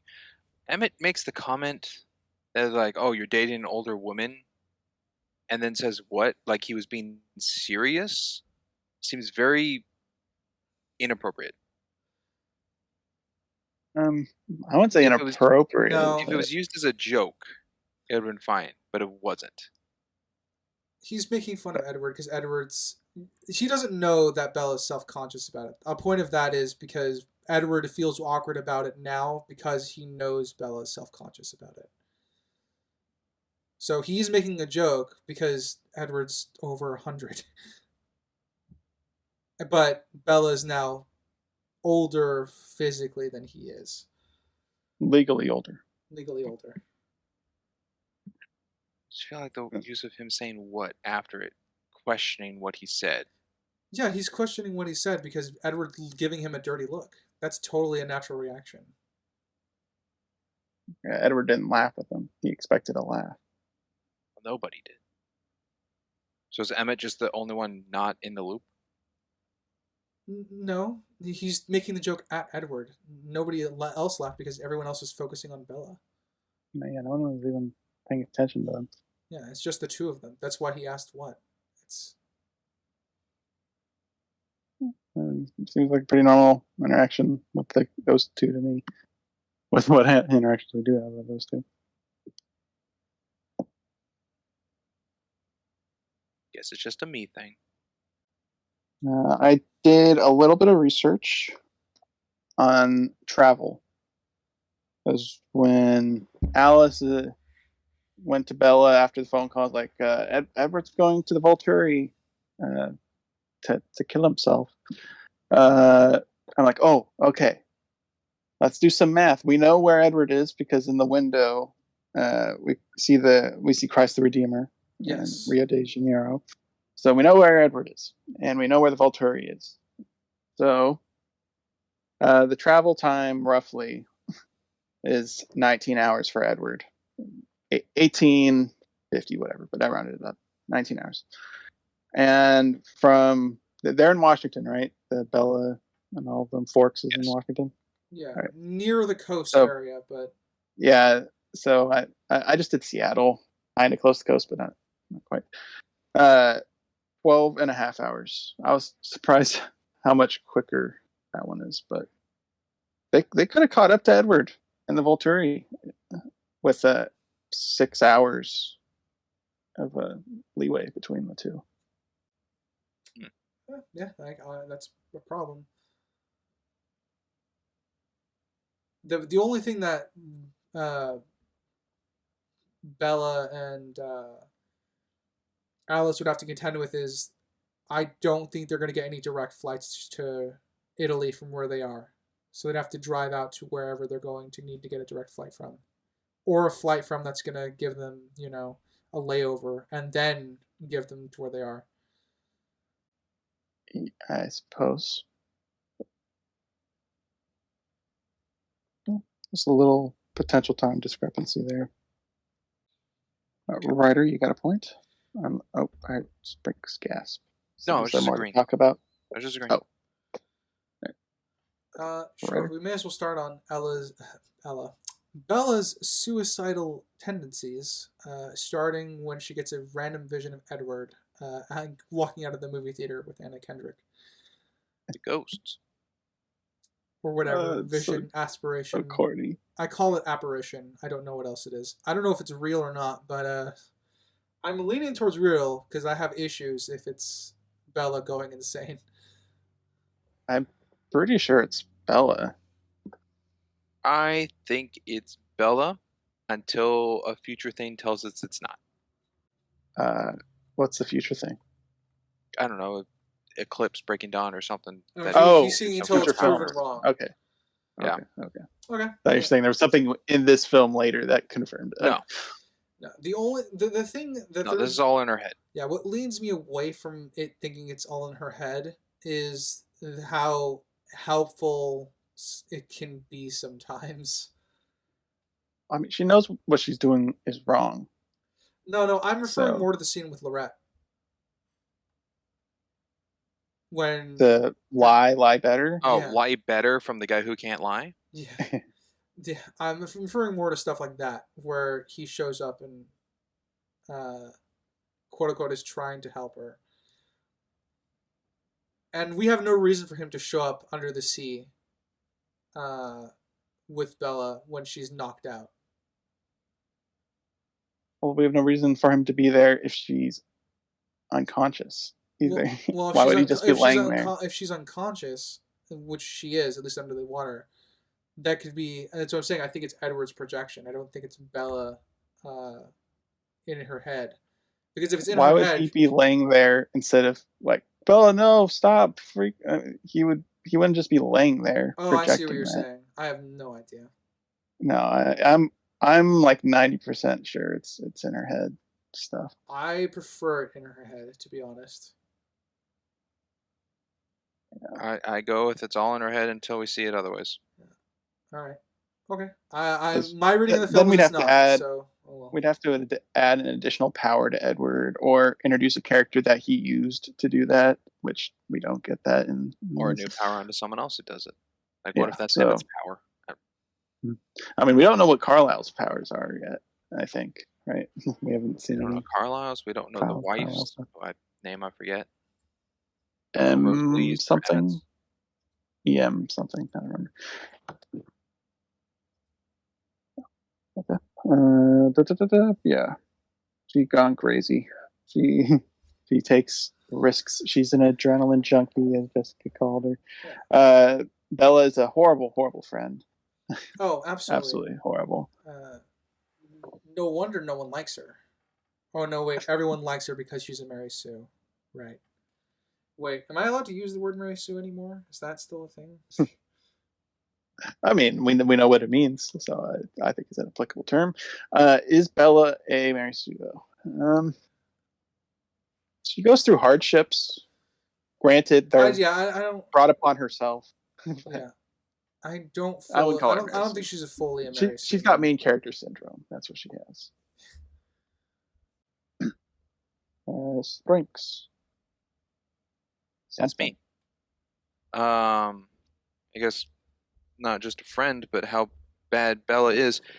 I thought it preposterous how much Bella, after hearing from Carlisle about Edward, about how he feels about his soul and eternal damnation and all that, that she completely disrespects Edward's thoughts on soul at all. With how do you feel about your soul? I don't believe that, so don't worry about mine. She literally just turned the whole thing onto herself and didn't care about him. She did the exact same thing with Jacob. Jacob's like, I'm going to hurt you if you're too close. It's like, don't worry, I won't let that happen. You completely disregarded what his concern is. Main character syndrome. I like it. Yeah, it's. I agree, Sprinks. She's so self-centered. Very egotistical. But she's also very stupid. So yeah, you always have to put that. She's very emotionally manipulative. I added that on as a character trait for her in this film. They all are. Oh, Jacob, Edward, oh, you Bella, got gray hair. Oh, manipulative. Yeah. Let me check. Jacob, Jacob almost becomes emotionally manipulative because I think there is something to the point of upholding the treaty, even if it comes across as petty reasons at the end. I think that definitely starts leaning over into emotionally manipulative.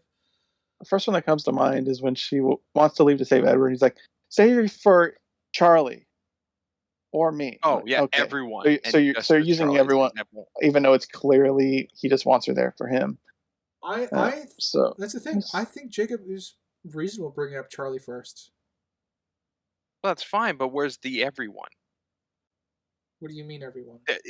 He says, "Do it for everyone, Charlie," and that's it. That's the only example we give. Frankfurt. We're on a different scene, but I agree. I had that written. I'm talking about the part where she's in the car and he's leaning over. Oh, stay for Charlie. Stopping it for or me. Yeah, I'm begging you. Yeah. But I know the scene you're talking about, and I wrote the same thing. It's like they just cut it there. He couldn't think of any other examples. Couldn't think of anybody. It's just Charlie. But yeah, so with Alice at the wheel and he's stopping the car, where he has his hand on like the steering, like the key or something. No, I think he just has his hand on the steering wheel. The wheel. Yeah, but that scene, I felt was one of his more manipulative moments. I'm fine with him bringing up Charlie, but it's clear that he's bringing up Charlie as a manipulation, not that he truly, genuinely feels that's why she should stay. He thinks she should stay for him. Yeah, not in that moment. No. Yeah. Also, logically, I think Charlie's a good argument. Because we talked about it in the first movie about if the lion poem classified as Edward saying "I love you" first. Mm-hmm. This movie, Belle is the one to say the words first. Oh, just the the importance of "I love you" thing. Because I know a lot of people are huge on that. So I certainly am. So Bella said it first, but Edward technically meant it first. Edward said it non-directly first, but Bella said the words first. True, but Edward, I think, had full meaning of it in the first one, whereas this one is Bella, I think, just hastily saying it to stop him. Yes. I don't know how much full meaning of belief she has behind those words. First time she says it. I mean, I believe she believes it, but she's definitely using it more as a manipulation tool than a genuine. It's manipulation statement. And obsession coming out of her versus heartfelt love. Not saying there's none there, but that's not the purpose of her using it. Or saying it. The purpose was not to convey how much she loved. The purpose was to keep him there. Yeah. Also, the whole line. I mean, Crimson, you said you had 3 questions on it, right? Or you had notes on it of Edward breaking up with her. To me, that's throwing away his whole purpose of the first movie. His whole being's gone. 5 more, please. Of like, I'm going out of my way as my kind to be with you because I like you, or like you you're a heroin drug to me, and it's dangerous, but we can make it work and everything. And now here he goes, it was never gonna work. Our kind don't do it. You go be happy somewhere else. There's no point other than him stuck in his own mind of like possibly wanting to die or his immortality versus her own, but then stated like we'll be together for it's fine. There's nothing pointing him of like you have to go to the Volturi or you can't be with her anymore, or it's just his own brain rot that's gotten to this point and they're not working it out. He So, just like, leaves her. his But brain that's rot. nothing at all what he said in the timeline of this movie a couple months ago. No, What I happened think over summer break? the intention is he sees her mental state degrading being with him. He's clearly seeing she's uncomfortable with the age dynamic between them. She's getting older. He goes into her room and sees a folded photo of just him cropping herself out and her obsession. So I think he's doing it for her mental health, not for any like obligation to the Cullens or Volturi or anything like that. I think that's him actually genuinely trying to be in her best interest. I also think that the other aspect to that would be is because she recently just got hurt at his house because of Jasper and him pushing her out of the way, he hurt her, even though he's very stupid about that. I also genuinely think that's feeding into his motivation of why it would be safer for her to just not.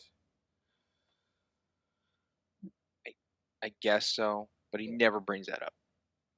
Yeah, well, I attribute that to the writers being terrible. Yeah, I because Bella's just I like, can "You'll never hurt infer. me. I can. You won't There's hurt enough. me," and he could just shoot out, "I did," like actual legitimate proof to something. There is enough evidence there is enough evidence in the film to infer that that's part of his list of reasons. But it would be nice if he listed them. I mean, he talked about the birthday, about how it went the way he thought it was, but it could have been worse. So it was Oh brought yeah, up as the sad a thing is like reason. he says it like this. The sad thing was it went exactly the way I thought it was, or something like that. Yeah. Yeah, so I think there's enough for a change. I think they did enough groundwork. It wasn't out of nowhere. But he didn't think this in the first movie.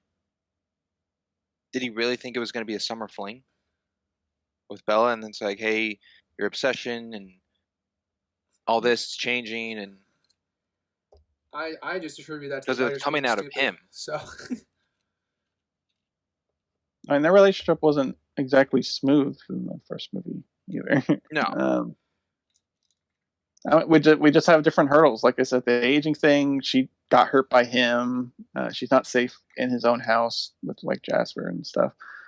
So there's stuff that's introduced in here that wasn't in the first one. So I think it's fine. okay. I was trying to think to myself, what was Edward's initial plan of Bella from the first film, not wanting to change her, but then saying he can't live without her? Is his whole purpose of like Bella in that mental state of you're just a ticking clock, and when you die, then I will die to be with you? It's like, oh, we only got about 90 years. I He don't know loves if I her. don't know if he has He a doesn't plan want with her to her. lose her soul. Yeah, but He is she probably like a would pet kill clock? himself whenever she would die. He probably would do that. But that's putting him on it. That's cutting his immortality that he's choosing for her. That he knows. But then he's obviously sharing it here in this one. Cutting his immortality for her. What do you mean? Like, if he goes with, I can't live without you, and then she dies of old age and he'll die, he knows when she dies, he'll die. Yeah. He'll kill himself. So he has set, because of his love for her, a clock for him on how much longer he has to live. Yeah. So that's I think that's definitely within his character to do that. Okay, but then before the Jasper thing, was it his thought that it would be a lifelong secret to hold to death and not tell her? That was his purpose? Or would she eventually be smart enough to figure that out? And I'm sure it would come up at some point if it was forced out in this film. And Carlisle, the reason Carlisle was okay at the end of this when Bella's like, I want to change, and he gave a thumbs up, was because he knew Edward would kill himself if something happened to her, whether it be age, illness, just something. He knew Edward would kill himself regardless if she wasn't around. So I think that just bolsters the point. Even others know what he's going to do. That's true. Love Supposedly the whole Volturi knows who Bella is, and well, they word read of his these mind. two is everywhere. When he went there to die, they talked before, or the hand touched. Did Arrow ever touch Edward beforehand? He touches everybody that goes in there. He wants the most info. When Edward went up, they're just like, your gift is too strong, and then Edward walks out. They never touch. That's the second time he's been in the room. He said, "Did you guys consider the action?" They're like, "No, you're too valuable." Yeah. So that was not the first time he was in that room. Oh, so prior he could have been touched by Arrow. That's what you're saying. Yeah. Not shown. Yeah. Okay. Because I guess in your point of view, not thinking that the statement of Arrow being like, your gifts are too good, you would have probably been like, how'd they know about his gifts? So, yeah, that was not the. Well, I just go with that. They time. keep tabs on Carlisle and his family because he was a part of the Volturi. I just thought that way, especially for how long the Cullens have been around. The fact that they bring up Bella, I went, oh, news of Cullen and a human, vampire human thing has gone all the way to Italy. Like, news is spreading. Yeah, that's how I picked up on it. Hand's been held. Yeah. The other way where Arrow just held his hand and found out. So. Yeah. Go with Ryder because I'm still reading my notes. Sure. I like that Bella is sending messages even if they aren't being accepted by Alice. It shows that they actually had become friends. The fact that she's messaging Alice specifically. Even though it's, they're not going through. It works as a sort of like therapeutic chronicling of what's going on for her. She's journaling like her daily life. And it works as a kind of a pseudo diary. I quite like it. I think it's a good way of showing Bella's thought process throughout by using them as these emails. Yeah, and it also shows how close that they actually had become as a group, or at least her with Alice, because Alice was ultimately right about them being friends. Yeah, we talked in the first one about Bella's narration and how it'd be nice if it was like a journal or something, and we don't really get anything of it. But in this, the narration is mostly tied to that through a device. Yeah. To kind of actually wind this back real quick, because I didn't really say much during the whole what was Edward's plan conversation, mostly because I don't think he had one, or I don't think he needed one. So I never really thought about that with regards to that scene. That's pretty much all my commentary. His plan was going to die, and then the Volturi put him on hold. He's talking about Edward's plan of killing himself once Bella dies. Oh. Well, no, that part we were talking about. You brought up Springs when he was. You didn't know what Edward's plan was for the past summer while he was dating Bella. At least that's how you phrased it. So, and then everything else came in, and I just kind of let that one tangent off. I'm confused. His past, like what happened over summer in his plan for Bella? Yeah, you brought up like what his plan was with Bella over what it was over the past summer, and I was confused. Was it a fling stuff like you said? Oh yeah. Like did the deterioration of Bella's mindset that Crimson brings up as the protection that Edward's doing? Did that get you to a breaking point to him to like cut it off? Like that's 3 months we don't see a relationship. Yeah, is that what you were asking?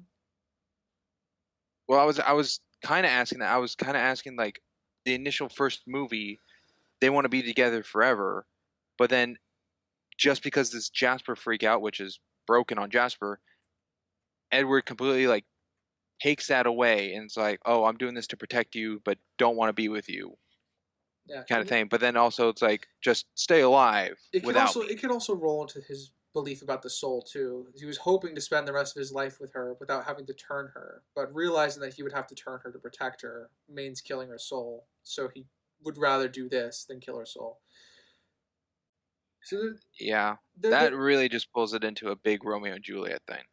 Well, I mean, that's why they kills herself, and he'll kill him, and then that is legitimately why the story was started with her reading the Romeo and Juliet book and why they're watching it at school.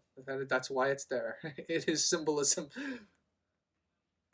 That's a scary word. Oh, overly heavy-handed. Yeah, I won't disparage the fact that it's overly heavy-handed. They're star-crossed lovers, don't you see? I'm like, yeah, I do. Thanks for that film. Oh. Speaking of which, Crimson, you brought it up in the last movie how there are tropes to a vampire that are not met in the first movie. Do you appreciate the little jabs to that in this one? Whereas the dream sequence, Edward does not have a reflection in the mirror. And then when he goes, I'm not breaking Charlie's rule. I never stepped in through the door. I stepped through the window. Oh, that, yeah. Yeah, it's... like a little more vampire trope stuff that's joked about. I suppose so, yeah. Later, they better talk about bursting into flames in sunlight. That's all I'm saying. That's like the biggest departure from the vampire, the sunlight thing. I don't know why they're all sparkly in this franchise. It's very weird. It's funny because this inspired a definitely. I actually I was at a bookstore and I actually talked to the published author because they were there promoting their vampire hunting book. And I find it funny that one of the things they were using to market their book is like, my vampires are real. They burst into flame when the sunlight and they die. They legitimately turn to ash. And I'm like, that's funny. Because I know we both knew what he was referring to. You know, he was referring to this. Sparkly vampires. Yeah. But these vampires are missing the fangs, the steaks, the garlic, the... Where's the bowl full of rice that they have to count? And the crucifixes. Where's all this? All being put to use. They got their own lore. All being put to use in Castlevania, obviously. I have 2 lines that I thought were utterly brain dead to be put. Only 2? Man. Ooh, is it between Bella and Edward? Have you heard a secret you couldn't tell anyone? Sorry, it went on to a second line. Jacob. That's what a secret is. Freaking Jacob, you dumb. What? Have you ever had a secret you couldn't tell anyone? That's what a secret is. You don't tell anyone. I kind of feel that same way with another line. This one out of Bella of, I'm all right until I'm alone. And lately, that's all the time. Not all right, Bella. She's just flat out not all right. It's Bella being extra. All right. She loves being extra. And then the other one, which I wrote after it in caps, because I thought it was ridiculous. You killed people, Jake. I'm like, Edward killed people, and you were absolutely okay with that. You freaking hypocrite. Insane double standard that she has. Well, even worse to that, Jacob is a guess that he's the one killing these people on the news and on the radio. That's a guess. Edward was flat out, I have. Like, that's a guarantee. This is a guess, and it's blowing her mind. You killed people, Jacob. You killed people. You know, all she's done is kill vampires, in theory, for what we've established. It's so bad. Yeah, it's almost as if the fucking writers have no idea what they're fucking doing. And they're really batting for Team Edward with that freaking handicap there. Well, writer, this is, I guess, facts we didn't get. Are these films from the author? I mean, they're based off the author, or are they adapted screenplays by someone else? I think Stephanie Meyer was consulted, yes. They are adapted by screenplays by somebody else, but she was in the room. Like Harry Potter. She J.K. approved Rowling the was script. involved. Okay, yeah. I'm just curious who you would blame more for the writing and dialogue in the film. Everyone. I blame everyone. Oh, everyone. Everyone who read it. I bring everyone Everyone funny who enough wrote but it. the actors because they're getting paid. I I'm mean, just even thinking, actors can tweak lines sometimes. if the line to a scene is different in the book, that makes it flow better or whatnot, and it's completely different in the film that makes it brain dead, then would that be put more onto the screenwriter who changed it that way than staying I would true to at the that point I would put it more onto the screenwriter.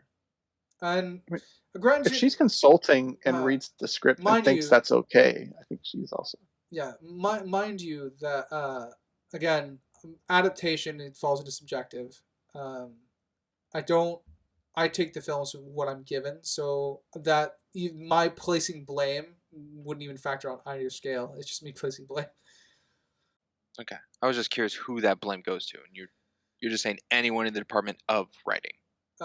Yeah, I would put the blame on Stephanie Meyer for the original concept. I would put the blame on the screenplay writers for what I'm given because you, even as a screenplay writer, you can make books better with what you're doing. I talk about it all the time, the changes that Lord of the Rings made to the books, and I think how it makes the movies better in some cases than the books. Scott Pilgrim also.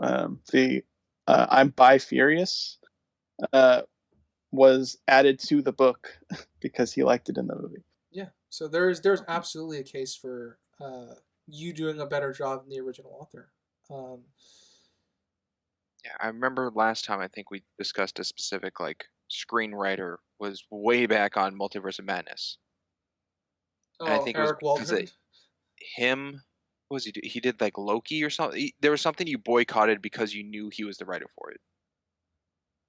I'm He's boycotting doing Avengers movie, right? Yeah, I'm boycotting the next Avengers movie. Yes, because it's written by him. Oh, Secret War. Yeah. Or is that? Yeah, whatever Avengers movie Kang coming next, Dynasty? it's written by him. So Kang Dynasty, the next one. was so yeah. I am boycotting that because I have no interest in his work anymore. I saw Loki, I saw Multiverse of Madness, and I'm familiar with his episode in Rick and Morty, which wasn't that impressive.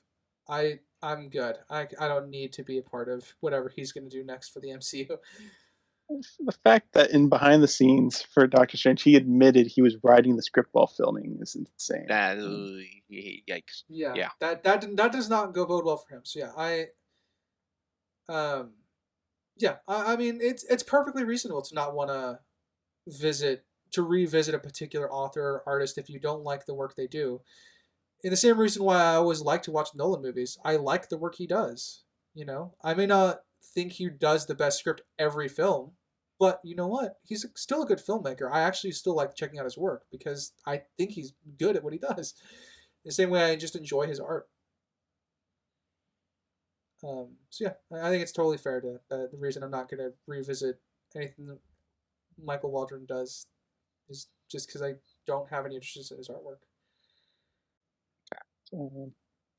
We have the Victoria Chase scene, and not Victoria Chase from Life is Strange. A completely different character. Victoria Chase scene in the woods, where if I was her or any vampire in the woods, I would just be tree hopping.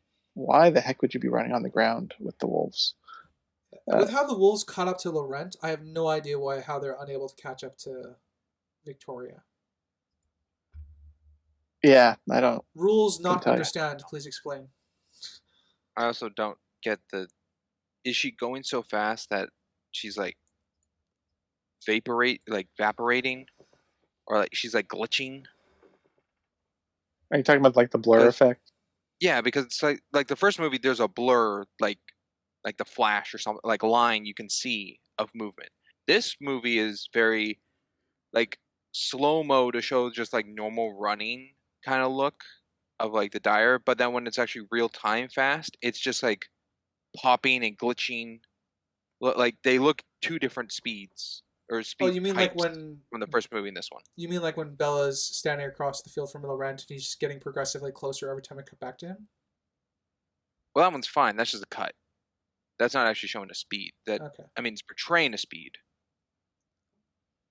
But with Victoria, where she's running and it cuts to real time running, and it's not like the slow mo of like looking like just a normal person running, because she's faster than that. she's like flickering and moving differently than the first film. I guess I think the wildest part of this to me of like the difference in vampire speed is Edward's fight at the Volturi, I don't know, Congress room or whatever. Yeah. Where he's fighting the dude and they're literally like Harry Potter evaporating around each other by how fast they're going. I'll say there's definitely visual inconsistencies if that's what you're targeting in here. Is I think that's what he's calling for. Yeah, I agree. If there's visual different visual. If that's your goal, that's what I'm going. I'm not going with like they got faster or slower. Okay, yeah. I'm just saying the difference in how they portrayed are completely different. Yeah, that's a good visual inconsistency. That I don't know if that would factor into my writing, obviously, but I do think that's a fair point to make. Because I don't know if it changes how the rules of it work, but it's weird that it's a visual inconsistency. It makes like the first movie makes me think of like Flash, where if you get to the speed of the person, you can grab them because they're physical. This one feels more like I don't know, like Agent Smith, like you'd phase through them because they're going so fast in a point. Interesting, could be. Yes, I forgot the point I was going to make with the chase scene. The odds of her jumping into the water roughly the same time Bella decides to jump into the water, and how she managed to find Bella there in the first place. So, Crimson, is this a Victoria? plot issue or is this a world building issue? Yes. Yes is the answer to that question. Yeah, it's a world building issue. Well, no, you got the geography. Yeah, it affects. They had to be right next to each other. Yeah, it does affect the geography that they end up next to each other. I attribute it more as a plot issue than a world building issue, but I am totally open to it being a world building issue as well. I can believe that's the force that's in both. That seems fine to me. I mean, even with Bella knowing they cliff dive off of that, that's where the pack already is. When Victoria's in it, so I think that's fine. Well, the pack patrol their entire territory. They could have been in a different area. That's just their recreational cliff diving spot. They have other places. Again, I think that's okay. What I don't think is okay is that Charlie and another, I don't know, volunteer or cop or something in front of him both passed by the giant footprint that Harry covers up. Yeah. Yeah, and there was probably more. Yeah, it would work better if not necessarily need Harry to be in the front, but it would work better if it was a little off the trail instead of just right next to the line of sight. Where if they weren't actually lined up, if they're all kind of more dispersed.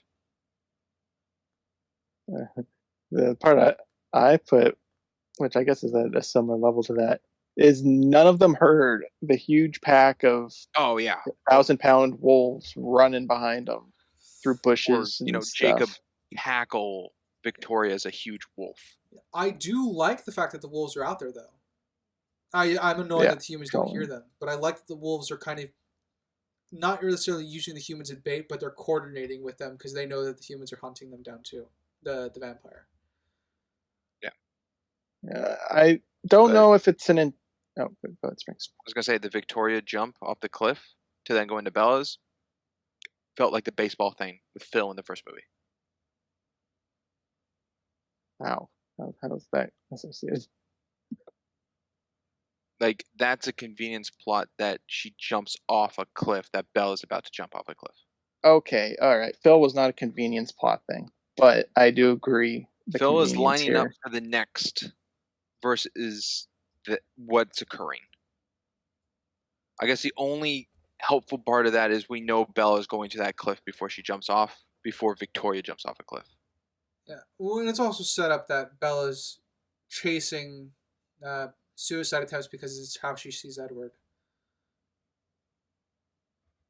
Well, for Bella, yeah. But the beats of the story, it's still like, but it's still this just occurred, so this is going to just occur. Okay, this ties into. That's what I was saying with convenience. Yeah, I guess this ties back into the original point of convenience. Then it's convenient that both are happening essentially simultaneously in the same area, at the same location, roughly and at the same time. It's weird that And Bella that doesn't hear them or Victoria see could find them. her in the water Yeah, it's weird that Bella because doesn't you hear can't or see smell them. her. Yeah. I don't think that's weird at all, Raider. That could Well- be that cliffside could be way long, curve around and be way longer. Victoria doesn't jump off the exact point where Bella jumps off. No, if that were the case, I would have 1,000 more issues. Then that could play into why Bella didn't hear or see anything. So Victoria managed to find her underwater where she wouldn't be able to smell her. And so did Jacob. He didn't even know she was there. Well, no, So he smells her before she jumps. So Do we see when that? he stops Close at, up he top. stops at the cliff's end and smells her whatever before she clothes. jumps. Yeah, she did leave articles of clothing and whatnot before jumping. But Yeah, that the set there I'll gets grant you the closing. Clothing. I'll give you that. And I think Jacob's definitely bright enough to identify, oh, she jumped. Let me go get her. So we have our What's first not bright is non-brain Bella dead character. looking at the ocean and being like, oh, those look like calming waves, and jumping, and then wave attack and tsunami and Beautiful CGI It was water. so funny. She popped her head up and smiled because she got the adrenaline, and then saw the waves smack her in the face. It's Yeah. cool. And she didn't even do the pretty most funny. basic thing you're supposed to do when that happens, which is take a deep breath and dive underneath it. no, of You course expect not. her to know that? No, of course Bella? not. This is Bella. Common knowledge on Bella. I mean, she knocked herself out. You know what? I think you Into a just rock. That was solidified weird. why I She's don't just think... frailing, and it just slowly pushes her against the cliff. It's not like a whack. On the one hand... She's underwater. On the one hand, you know what? I think you made a good point, Crimson. I don't think she's a Mary Sue. She's too dumb to be one. Sorry, What a statement. Too stupid. I have to get my grammar right. Too stupid to be Instead of Mary Sue. Sue, is it more just heavily given plot armor? Everything's in their favor. People like them for no reason. Things work out. They for know them. things for no reason. Yeah. Yeah. They at least show So, Bella trying yeah, I to do don't think that research, was one. figure things out, take damage. I do not compare Bella to Harry Potter or Katniss Everdeen or like those type of Mary Sues. Harry Potter's not a Gary Stu. He has a lot of hardships when doing stuff. Katniss, and being the chosen one doesn't make you Mary Sue. Katniss is an interesting one. Is Luke Skywalker a better answer then? Does she have training? No. Katniss? I wouldn't want to put Luke Skywalker and Gary Stu. Again, chosen one doesn't necessarily mean you're Gary Stu or Mary Sue. You know who's a good Mary Sue? Captain Marvel. I knew you were going to say that. I'm trying to think of Crimson, a she Gary doesn't Stu. have- We've talked about a Gary Stu before. She on doesn't the get pod. professional training, but she goes outside the border. And Oh, hunts. she hunts. That's right. She hunts. So yeah, I we don't think have she's Rey. a Mary Sue. No, I mean she's the one that put that term on the map. Ray Palpatine? Yeah, exactly. Ray Palpatine. Right. I'm giving her birth name. Ray Palpatine. Let's see. Anything else with this water bit? I guess actually, we're pretty good with that. It's interesting the pack was all together and Jacob's the only one around Bella. Like they didn't care. Well, they show up at the end when Even he's though- done saving her, but the reason they circle back is because Harry's dying.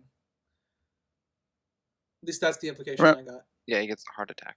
All right, they can read each other's thoughts, so they probably knew that's true. Jacob had it under control.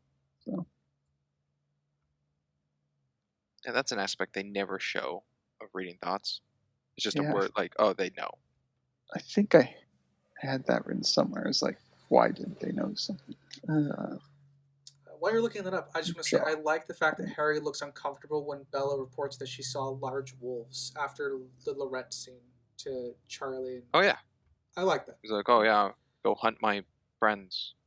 It's very. He's like.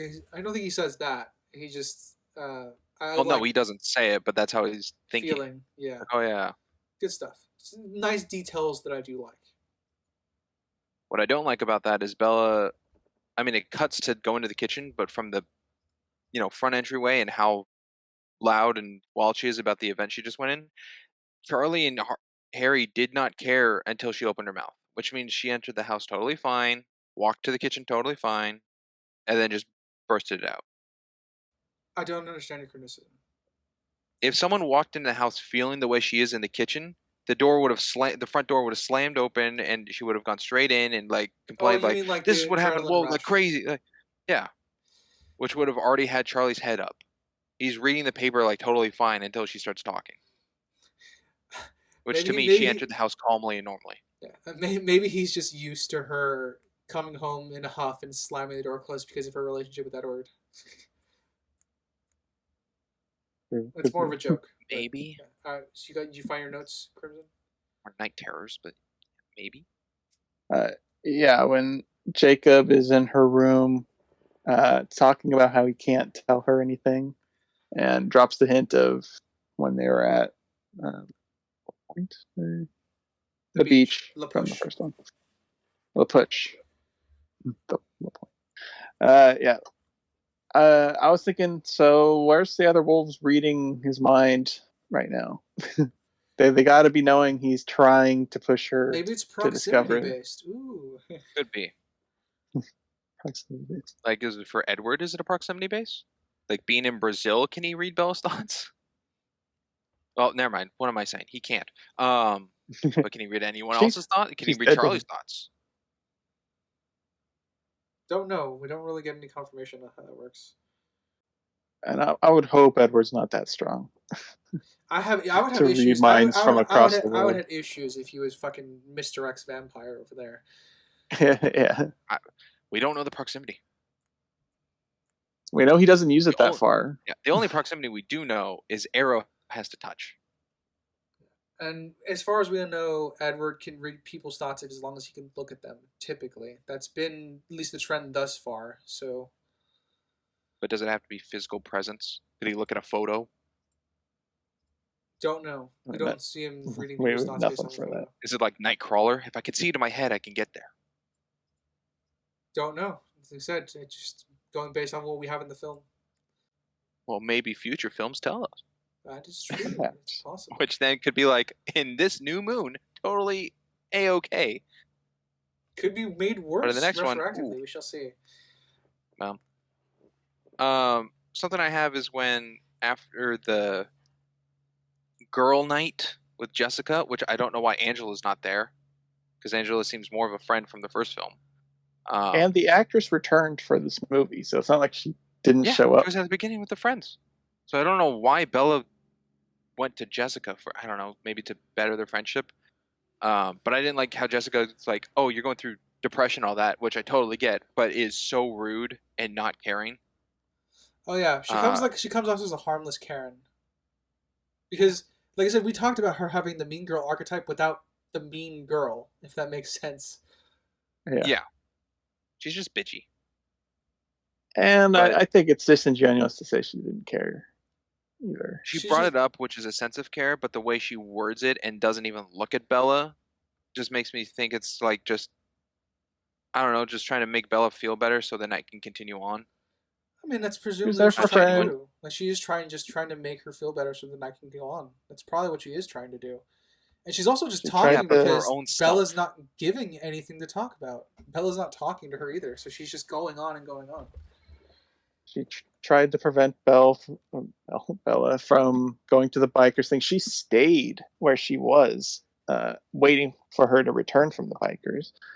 I think she does care. She's just not conventional. She might just not know how to convey the fact that she cares about people. So I don't know if I have an issue. I don't know if I would call her uncaring. That seems too harsh considering everything else that she does. I guess that's not the word I'm trying to use then. Because uncaring would just you're going with like empathetic. She's not empathetic. You mean apathetic. That might be it. Apathetic is the word you're looking for. She's a little apathetic. Empathetic means that she's not feeling what she's feeling. I mean, no, empathetic means she can understand what she's feeling, and she's not. But she's currently not even sympathetic. Yeah, and sympathetic is you're both experiencing it, pretty much.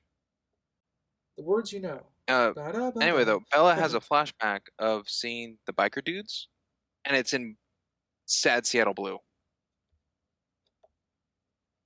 Was it? I thought it was a bit darker than what it was. It was blue, and that's what shocked me. I'm like, oh, her thoughts are in the right color. Her memory's proper. I do feel it was different color than the first one, though. I don't think it was the same. It wasn't reused shots. I don't think. Maybe not. I don't know. New stuff. But still, it was blue. It was the right color of the past, and not the James afternoon, evening in the dance studio or anything like that. I'll jump to. I actually quite like the montage of Bella come over to watch Jacob, not to help, but watch Jacob fix up the bikes and then just spend time together. I quite enjoyed that. They're just kind of being friends about it. We can always talk about how manipulative she's ultimately being, but I do like the montage itself. It shows a good progression in their friendship. Yeah, I like the montage except for the stupid pizza. Yeah, that is the part that bugged the shit out of my mouth. If I were to pick one part of the montage that needs to be out of the film, it's the pizza toss. See, the montage bit of friendship progression, I agree with Ryder. The transitions in it, I don't like. Transitions as in more than the pizza one? The pizza one is the bad one. And the tire wheel. Which one you got? Not the tire wheel? Oh, you don't like the tossing or rolling into the next scene? The pizza toss, I don't like because it's not matching up to where Jacob was to originally go with. So she's chucking a pizza across the room. When he catches the wrench, it's not lined up with the pizza on the trajectory he was going with. So it's just like a quick, like, things in the air transition. Totally doesn't line up. Don't like that. The tire roll, it's taken up, which I don't know if that's Bella at all, and that's actually some cast crew member to go by so you can get Bella and Jacob in the back on the next transition. So a body double. Yeah, I mean, I didn't have an issue with the tire one because it's not normal. It's normal to use the body doubles. The pizza one just didn't make sense. Throwing a slice of pizza, you're right, it's not exactly aligned either. I'm trying to think if I have an issue with montages and having to be correctly aligned for it to work. I don't know. I don't know if that works. I don't know if that would be a subjective nick for me. But well, it's a subjective nick for me. The alignment is secondary to me. Her throwing a pizza. just the general. Yeah, I don't like that in general. I appreciate the friendship building, but we could have done without that. She threw a pizza. Good to know. You know what? Hold on. It might be Little Caesars, which means maybe they don't really want it. You know. Oh, wow! What did I do to you? What did I do to you? No, I'm offended, Springs. You can't deny my feelings. Crimson is a big Little Caesars fan and a big advocate for Little Caesars. He is a huge, huge lover of that pizza.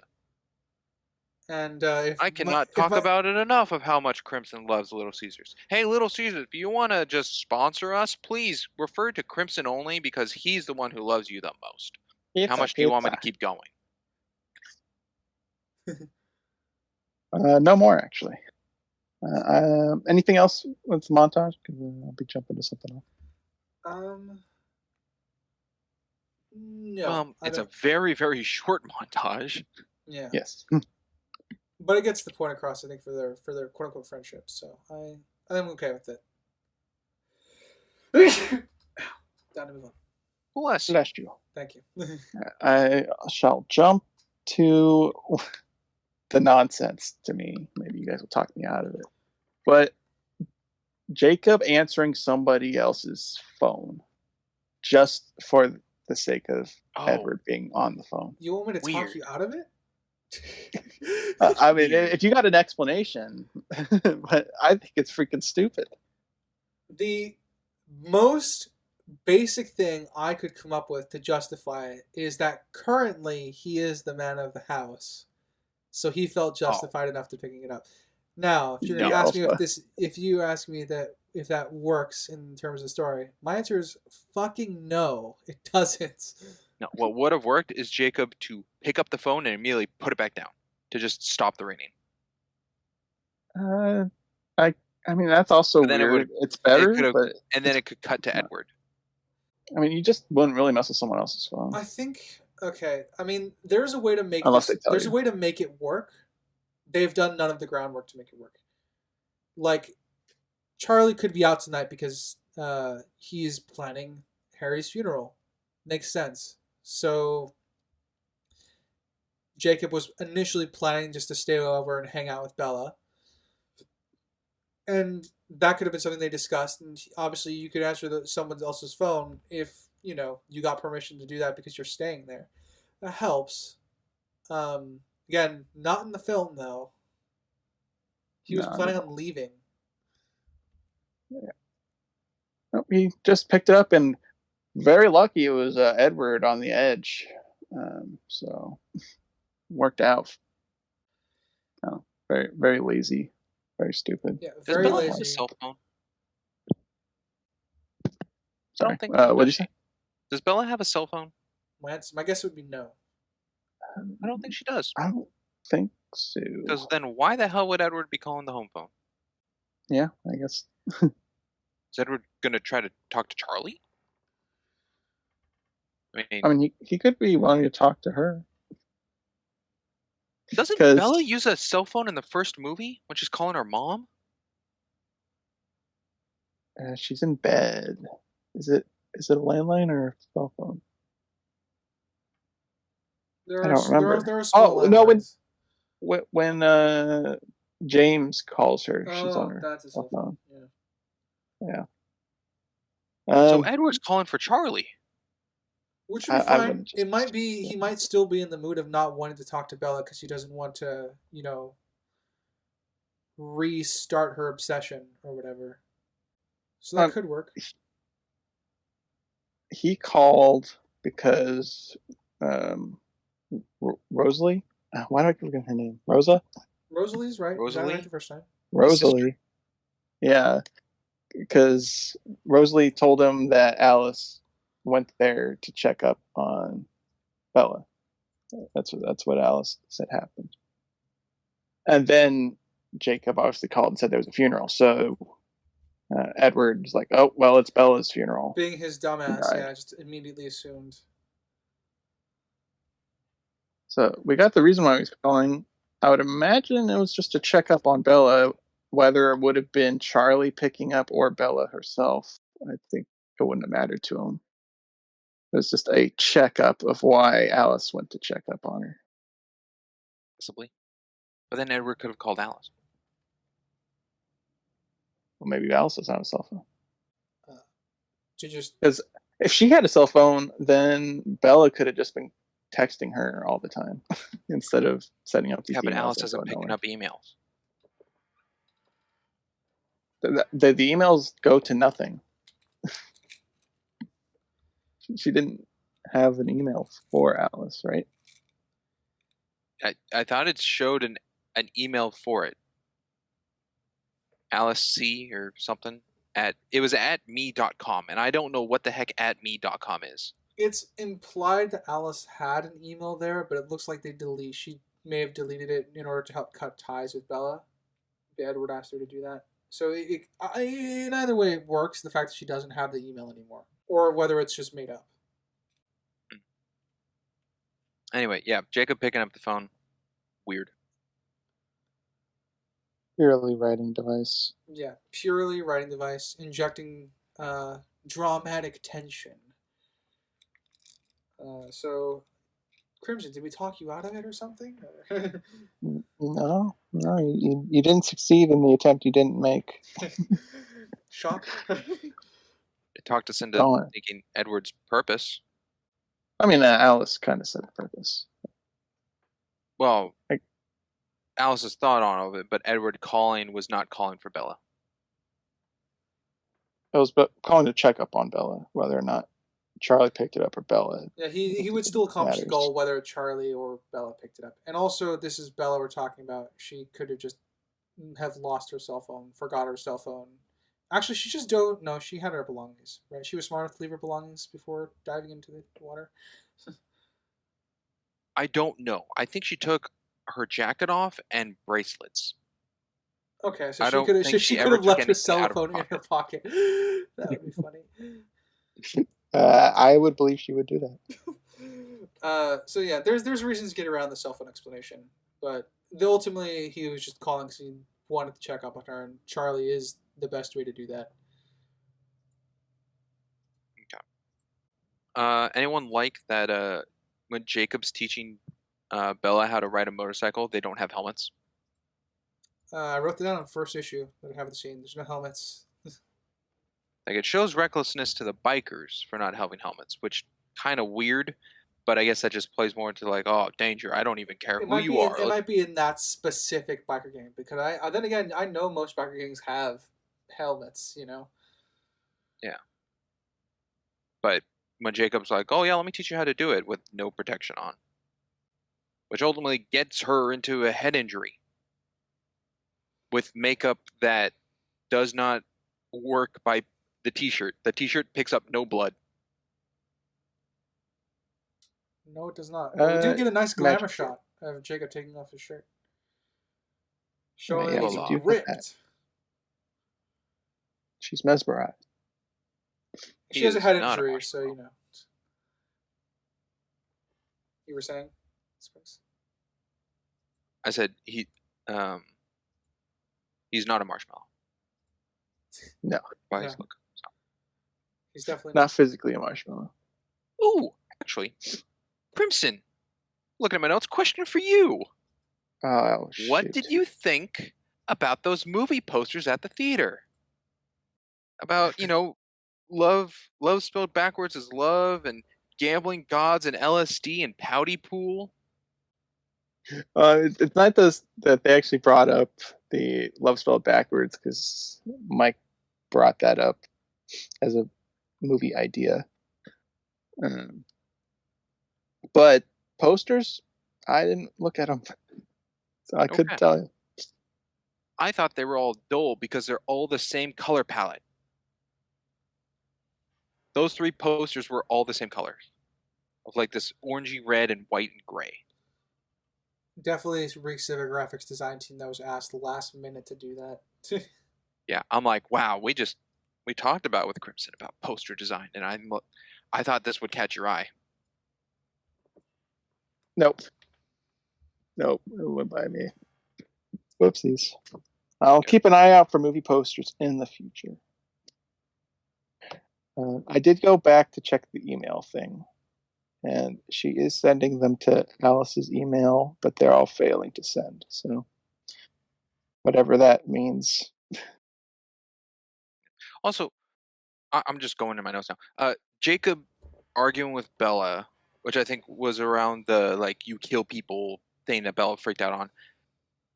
Jacob says like he'll hurt you or something, but all he knows about is that they broke up. Is that the hurt he's referring to, or does he know that Edward threw her across a room?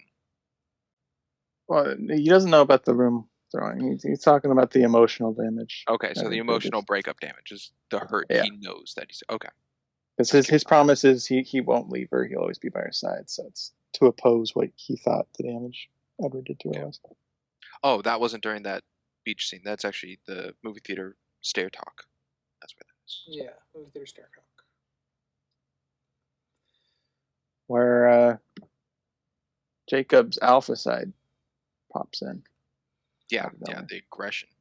And then he Rips Mike a immediately new one. realizes that, oh, that's not normally what I do. I need to go. I like that he gotta immediately needs to leave. I like that he just walks out because he knows something's wrong. I like Jacob being more intelligent than Edward. Explain. I think I know where you're going to go with this, but please explain. In situations of either love or aggression or whatever, he actually gives processing moments to his thoughts before responding to actions or something. Like he actually thinks and he shows emotion portrayal rather than Edward of just like, I can't. I'm a vampire. I'm in love. Oh, I'll hurt you. the dynamic. Oh no. Yeah. Yeah. And this is definitely set up for a joke that I'm going to make at the end of the trilogy or the end of the series. I hope Jacob finds a better woman. Kind of. I am Potentially. I am laying groundwork for a goddamn joke right here. I mean, in a very weird way. Potentially. Yeah, Who kind of. knows? Who knows how things could shape up?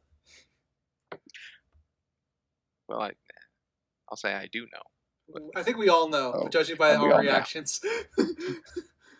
Yeah. His imprint. Anywho, Bella's saying that she's breaking up with Jacob in the rain. What was that line? You can't break up with me? Like, in the rain, she's like, we're friends, whatever, and it's like, breaking up with you. I'm like, what are you talking about? You were never together. Yeah, it's because Bella's... Okay, now I got what you're saying.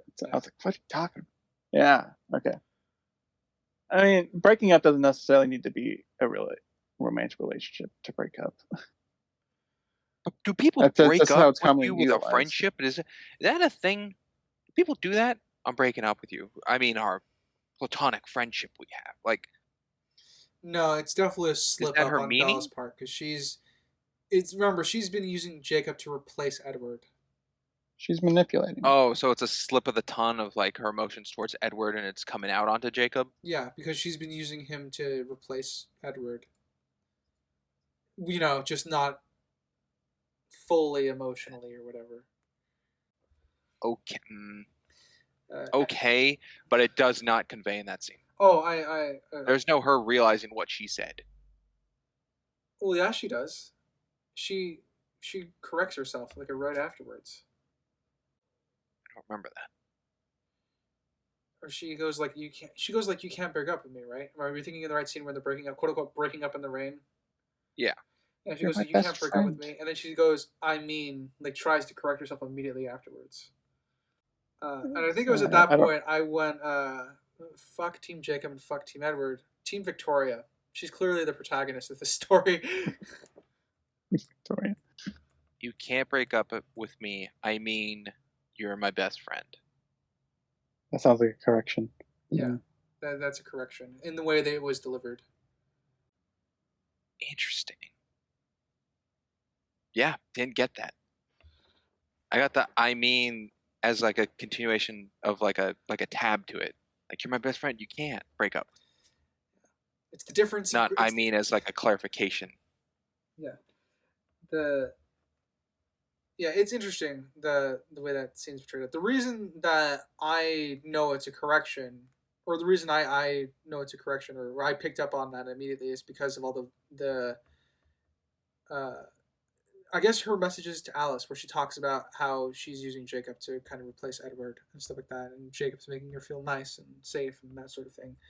It's very heavy. It's not direct with it, but it's very obvious. So that's what's going on. When I'm around with Jacob, the holes in my heart almost fill. As close to direct as you're gonna get.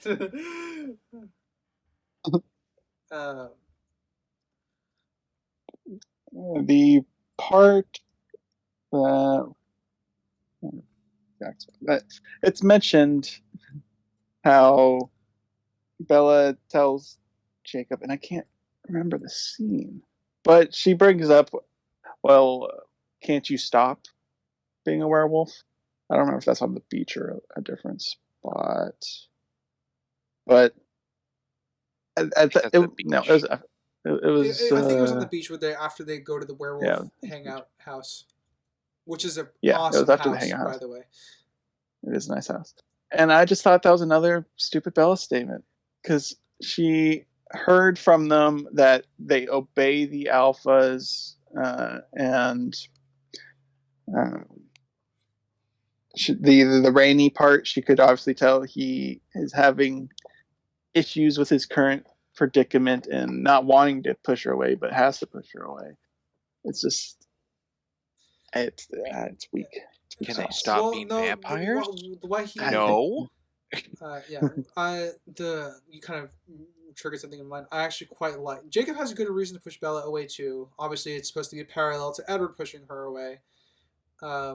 But in Jacob's case, he was warned by his pack leader what can happen. If you are not careful. because obviously the pack leader has left scars on his wife.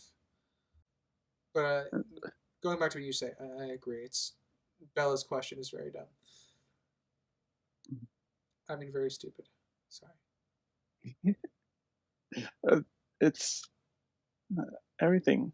So much Bella stuff's dumb or stupid. Now you're making me correct. Yeah. Something I didn't enjoy in terms of pacing is we have Jacob making the promise, and like 5 minutes later, he breaks the promise. They could have spaced it out a bit. Yeah, that would have been nice. I know time has gone past because he's sick or whatever, according to the story that his family has feeding on his behalf to Charlie. And obviously he frames it as like he's doing it to protect her, and this is how he's gonna not hurt her is by doing this. But yes, I agree. Pacing wise, would have been nice to space that out a bit. Have him make the promise before they go out to the movies together. Yeah, because you got the movie scene, I promise, and then the fishing part, I guess, and then it's back to her going and seeing him in the rain. It's so short. Too short. No real payoff of it. Yeah, the pacing in this film is it's something. It's there. Sprinks, you got a point? I probably indeedly do. Well, Charlie fishes. Check. That's good. Charlie would be a great In person the to invite rain. to a fishing jamboree. Oh yeah. In the rain, when Bella gets out of her car, her truck door doesn't close all the way. Yeah. Just showing how old and bad the car is. I wrote down when she's thinking about Edward at a point, I'm like, oh, so he's shiny in your thoughts of him. But so far in the film, we haven't seen them be shiny at all. So I was like, okay, good, that the movie still knows that they do get shiny in the sunlight. Yeah, they didn't forget the it wasn't a director like changing the approach of something. I think it's bad that Jacob takes so long to realize Alice, the vampire's nearby in her house, and she's trying to go away. It took so long for him to sense that a vampire was there. I complimented that scene. How dare you? Oh. Because he smells it when Bella opens the door. Oh, really? The whole time in the car, the whole time in the car, he doesn't sense anything. She opens the door to leave, and then he's like, vampire. And then he closes the door. That is true. Okay, so fair enough. He smelled it when the door opened. All right, you changed my mind. Good job. I didn't catch that. I thought the windows were open, so.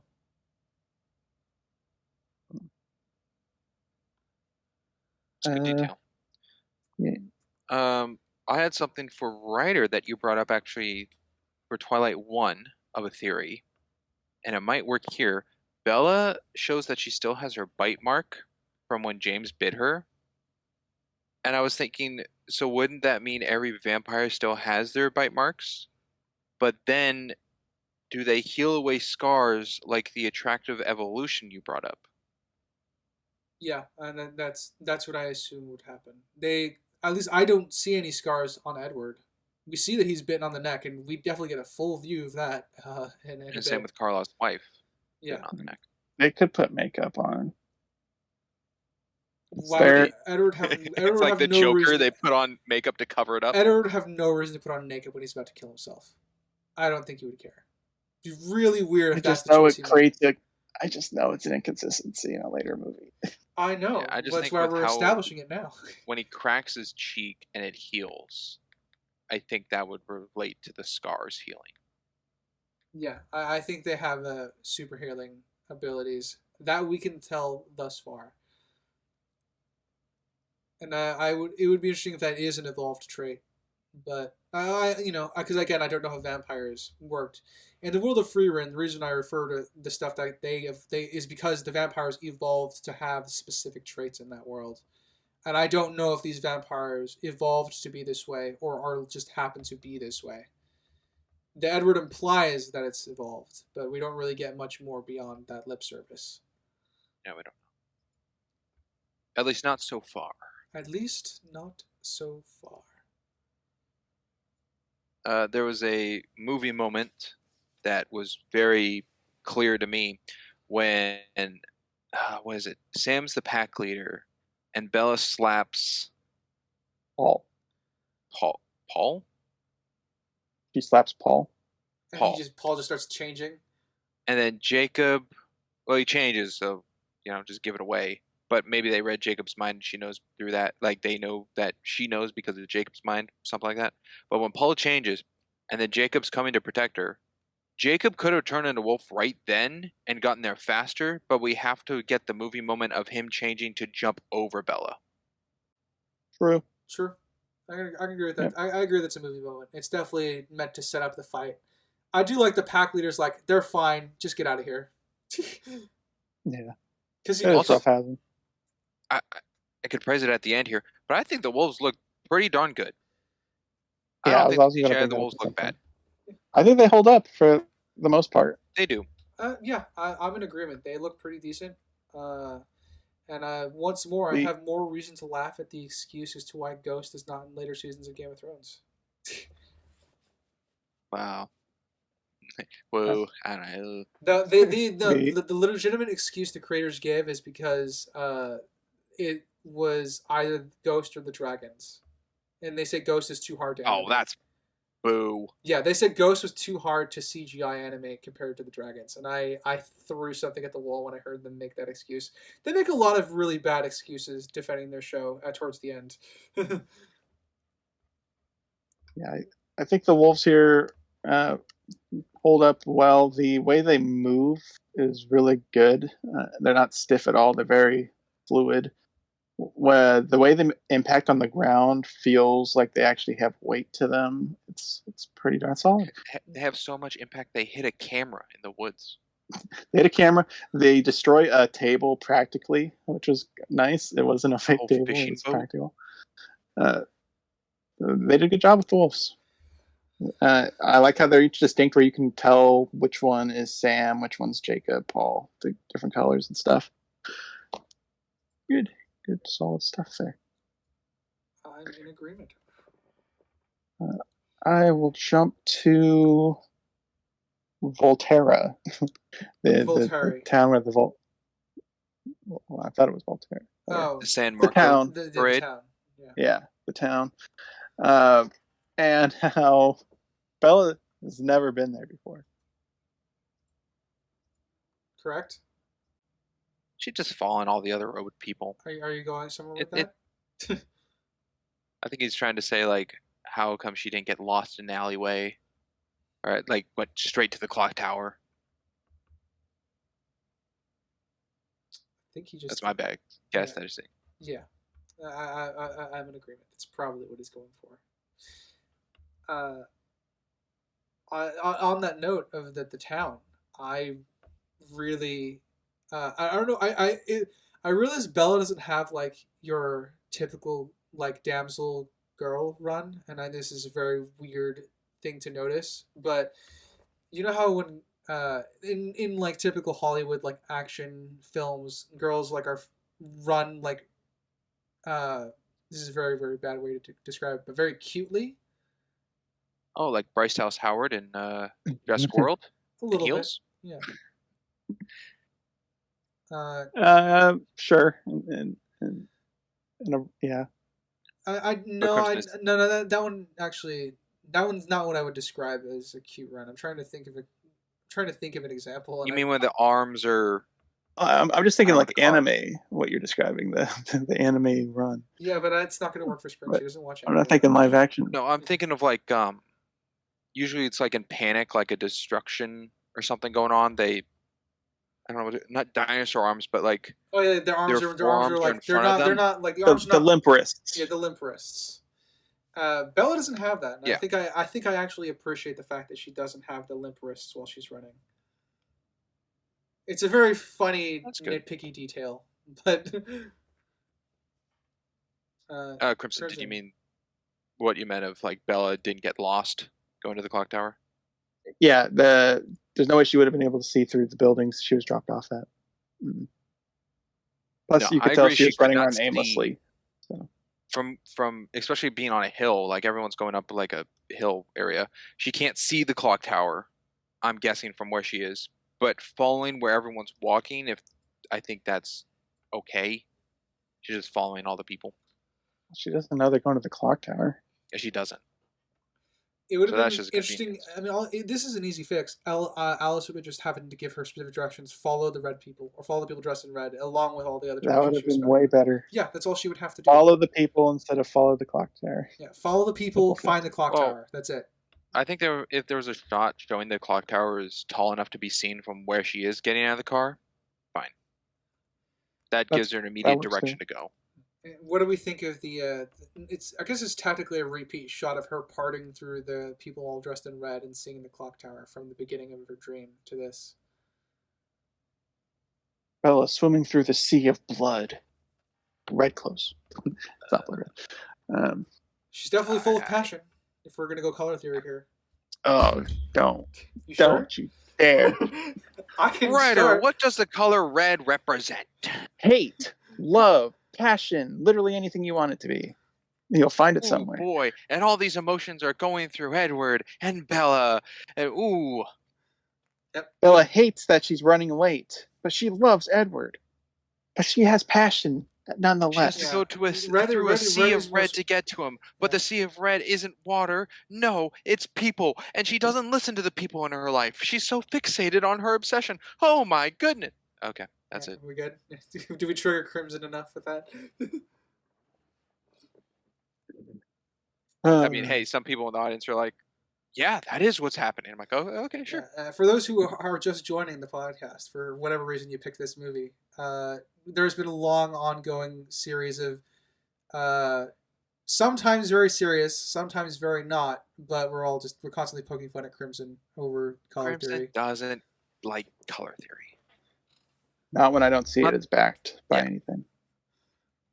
Because I've agreed to color theory stuff.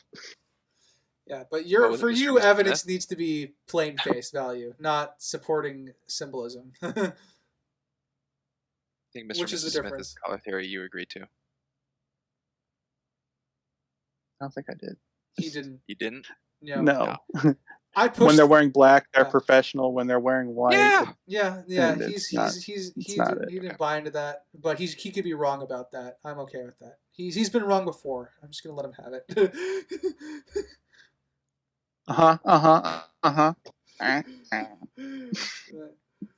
I'll say, for my own sake, Crimson, you've just been in veins that I disagree with. I'm not gonna say you're right or wrong. Tell me I'm right or wrong, Sphinx. I want that. You're right when you think you're wrong, and you're wrong when you think you're right. There you go. All right. I don't want a hand holding. See, keyword is thing. Yeah. Ryder, you're up, I think. Actually, you are, because I'm saying it. Okay, sure. I guess I'm up. I quite like when Jacob leaves in a huff. Alice quickly turns to Bella. It's like, he might be right. Are you sure you want to do this? Like, just asks her one last time. You know. Mm-hmm. Like, we could go there and we could all die from the Volturi. But I guess I like that Alice gives her a non-manipulative question. Yeah. It's more Alice future sight issues. I'm thinking of. Yeah. Why didn't she intervene sooner to get them out of the church before the goons showed up? Maybe she took needed that time to park the car. I have no idea. I mean, sorry, Grand Theft Auto the car. That's right, her Ferrari. That was the reason that they couldn't let her go forward. So I presume that's what she was doing. But I would think that this would be more important. So I'm kind of. Well, they didn't have her go forward because she didn't want Edward to read her mind. Oh yeah, that's right. Because that would have But sped that up. was all taken care of. Yeah. Yay! Good job. Thumbs up. They planned ahead on something. Good on Ooh, a rarity. them. Hey, we got to cherish it when we can. Yeah. Victoria in the water made me question: can vampires just breathe under, or quote unquote breathe underwater? I don't think they need to breathe in general, but They don't need to breathe. Well, okay. That's why I said the That's quote of breathe. future Can they knowledge. just be underwater indefinitely? Theoretically, I guess. We don't have anything that refutes it. Other than we also don't know if they can starve know to if they're- death. So there's that. yeah, I don't know if their lungs work. Because we Future know they knowledge. get pain because of Jane. Clearly shows they get pain in some way. So I'm like, would the feeling of drowning be a pain, but they can just survive through it? You'll get a lung answer in a later movie. Oh, okay. And Ryder, your question of like, can they starve to death? I think on blood, maybe. Like not a physical food, but Yeah, no, I'm referring more to blood. Like if they go without blood for long enough, do they eventually starve to death? I know for the Cullens, they're vegetarians and they eat animals, not people. I would guess yes. Yeah, I don't know if they would starve to death or just Decay. be in like a super weak state Yeah. to where they can't like move or something. Yeah, interesting questions. I guess I don't know. That'd be interesting to see like a dried raisin vampire that's still alive but can't move because they're just so shriveled up now. That'd be interesting. Another thing in my notes I had a question on. When Jacob was dropping Bella off before in the truck, before closing the door and being like, there's a vampire here, was his plan to drive away in her truck? With her, yes. But she's getting out of the car. Well, I presume then he would just run off because he's a fucking werewolf. Oh, so she'd get out of the car, then he'd get out of the car, give her the keys, and leave? Yeah, I mean that makes Because sense he to doesn't me. park it. Well, And he could park it, leave the keys They're in at the the middle of the door, road. and run off. well, they're on the side of the road. They're next to him. They're not in the middle of the road. They're like pulled over in front of his house, which is fine. That's the normal parking space. Maybe I don't know what scene we're talking about. They're talking about when they just arrived back before meeting Alice, Yeah. right? Where Bella's about to get out of the car and Jacob goes, nope, there's a vampire, and closes the door on her. Oh, okay, yeah. He could have just It parked in the looks like to driveway me and left. Jacob's going to drive away in her truck. With her in it, that is his original plan. But then he realizes she's not going to do that. Franks is just thinking his theoretical departure. He could park it in the driveway and then run off as a werewolf.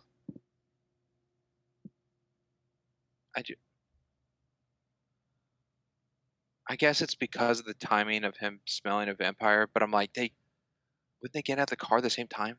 It's not his car. Not his phone, but he picked it up anyways. Yeah, that's.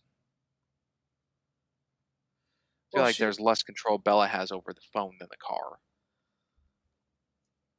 Well, I mean, he drove her home in her car. Yeah, that's totally fine. So he needs to get out and give her car back. Well, they both get out at the same time, relatively. Yeah, that's the thing that has this as a slight nitpick and not an issue for me. Is that when he smells it, it's like they didn't get out of the car at the same time. Okay. It would be weird, Ryder, if we hunt out at a restaurant and I'm driving you home in your car, and when we get to your place, you get out. I'm to then give you the keys of your car and I'll leave and get home some other way, right? In theory. I'm not going to drive away to my house in your car. Yeah, in theory. But I could be drunk and you could be parking my car for me. Well, that's fine. I mean, yeah, but you already said the car's parked. Yeah, it could be parked in front of the house. That could be the parking spot. Again, I'm not sure exactly what your nitpicky is specifically on. So my nitpick is that Jacob doesn't get out of the car. But he does, though. Like, he grabs Bella to pull her back from the house. Or is your nitpick that he doesn't get out immediately? That's what he's saying. Yeah. Like Bella would get out of the car and then he's just waiting in the car until Yeah. he wants to get out. Well, because he's trying to convince her to leave with him because there's a vampire around. Well, He's intending to drive them both off. yeah, okay. Yes, that is after the fact of smelling the vampire. Where Bella's getting out of the car on her own. Then he goes, vampire, let's both get the hell out of here. In the car. Totally cool. But it's not his car.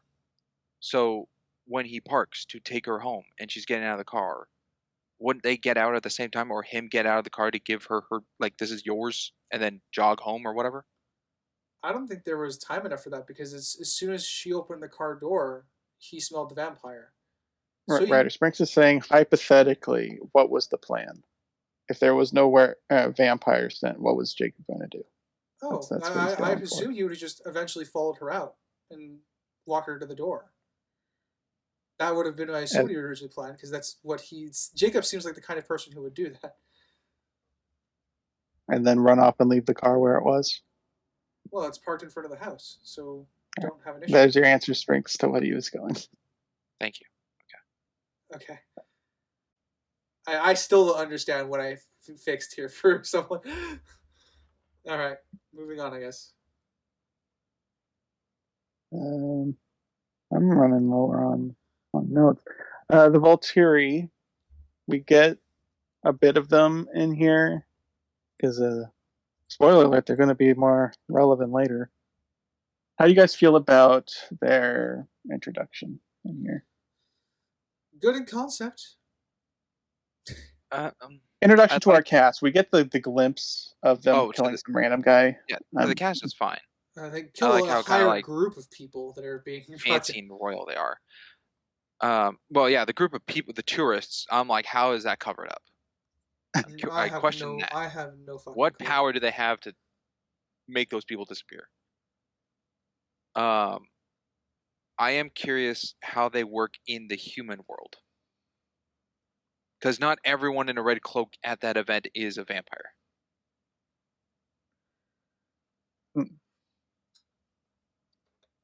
Or are they? Maybe.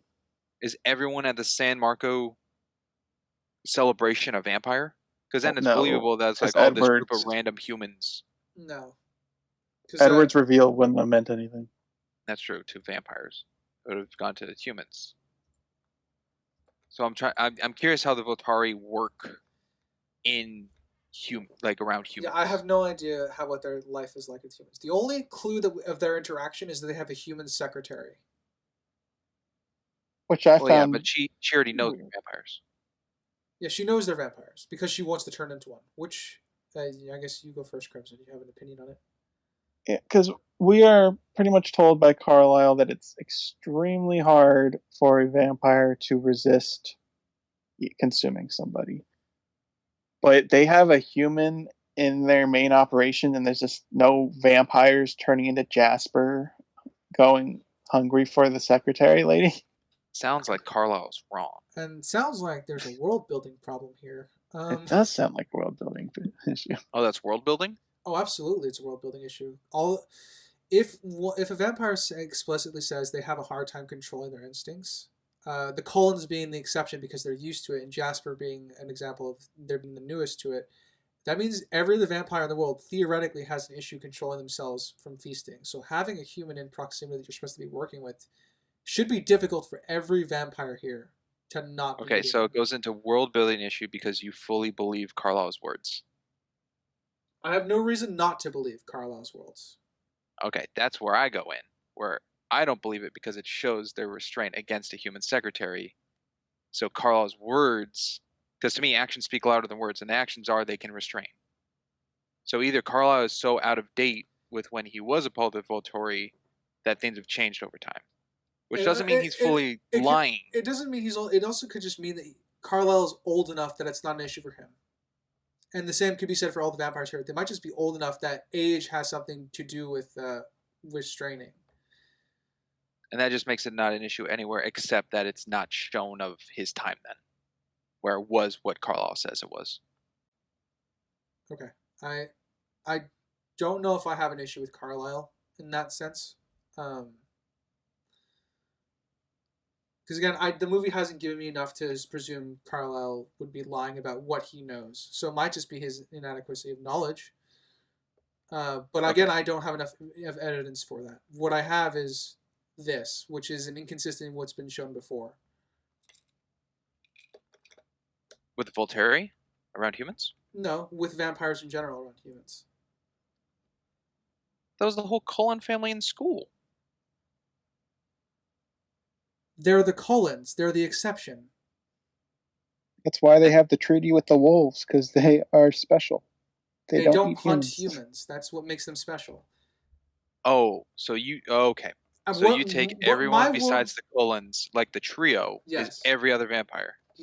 Yes, that is the world within the films have previously established. What's inconsistent about this is we are introduced to this idea that maybe it's not that. That's what makes this inconsistent. Gotcha.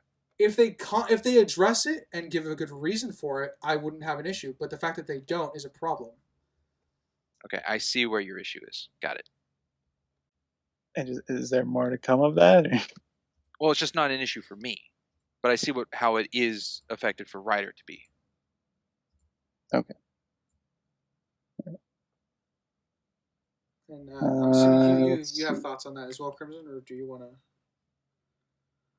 I mean, it's a thing I've butted heads with Sprinks several times in the podcast of assuming characters are lying or just ill-informed based off of nothing. It was, I think the first time we debated that was in Everything Everywhere All at Once with, what was his name? Waymond, yeah. Where he said it's been so long since I watched it.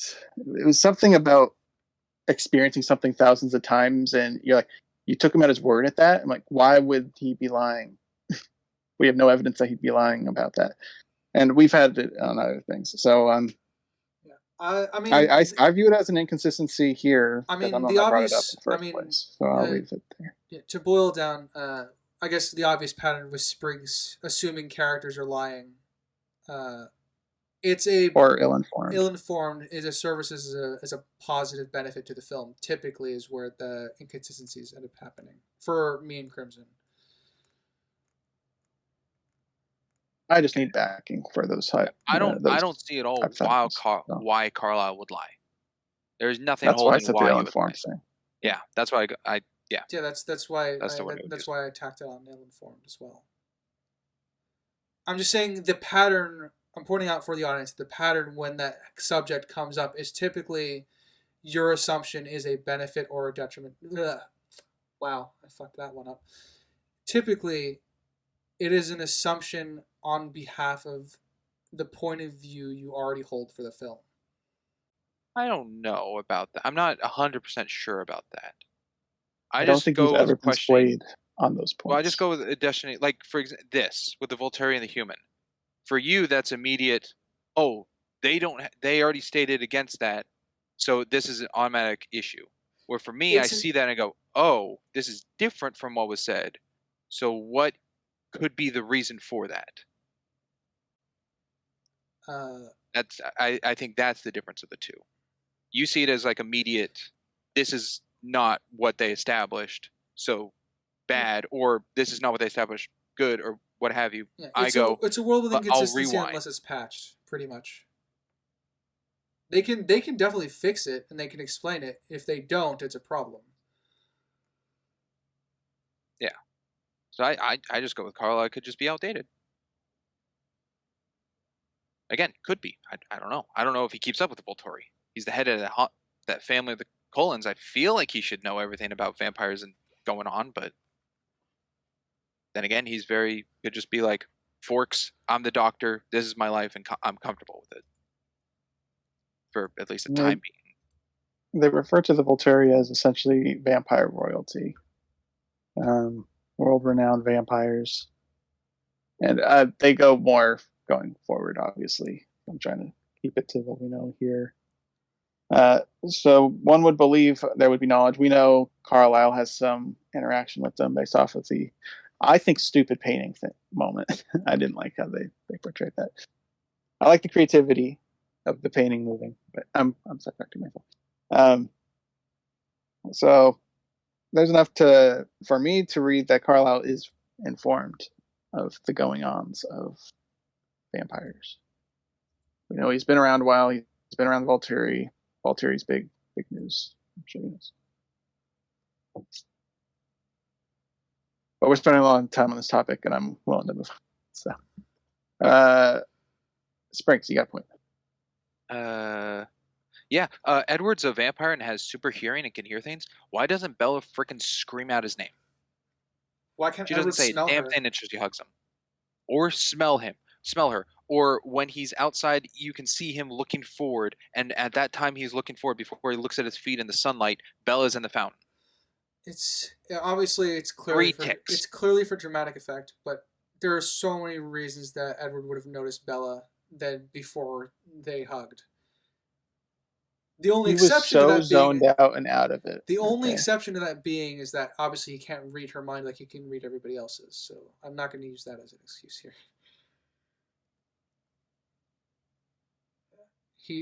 The Volturi keep a stash of relaxing drugs that he just took a full shot of before going out. Yeah, nothing for that. But there, I agree. Issue. Dumb Edward being dumb. Who would have thought? Let's see. We kind of.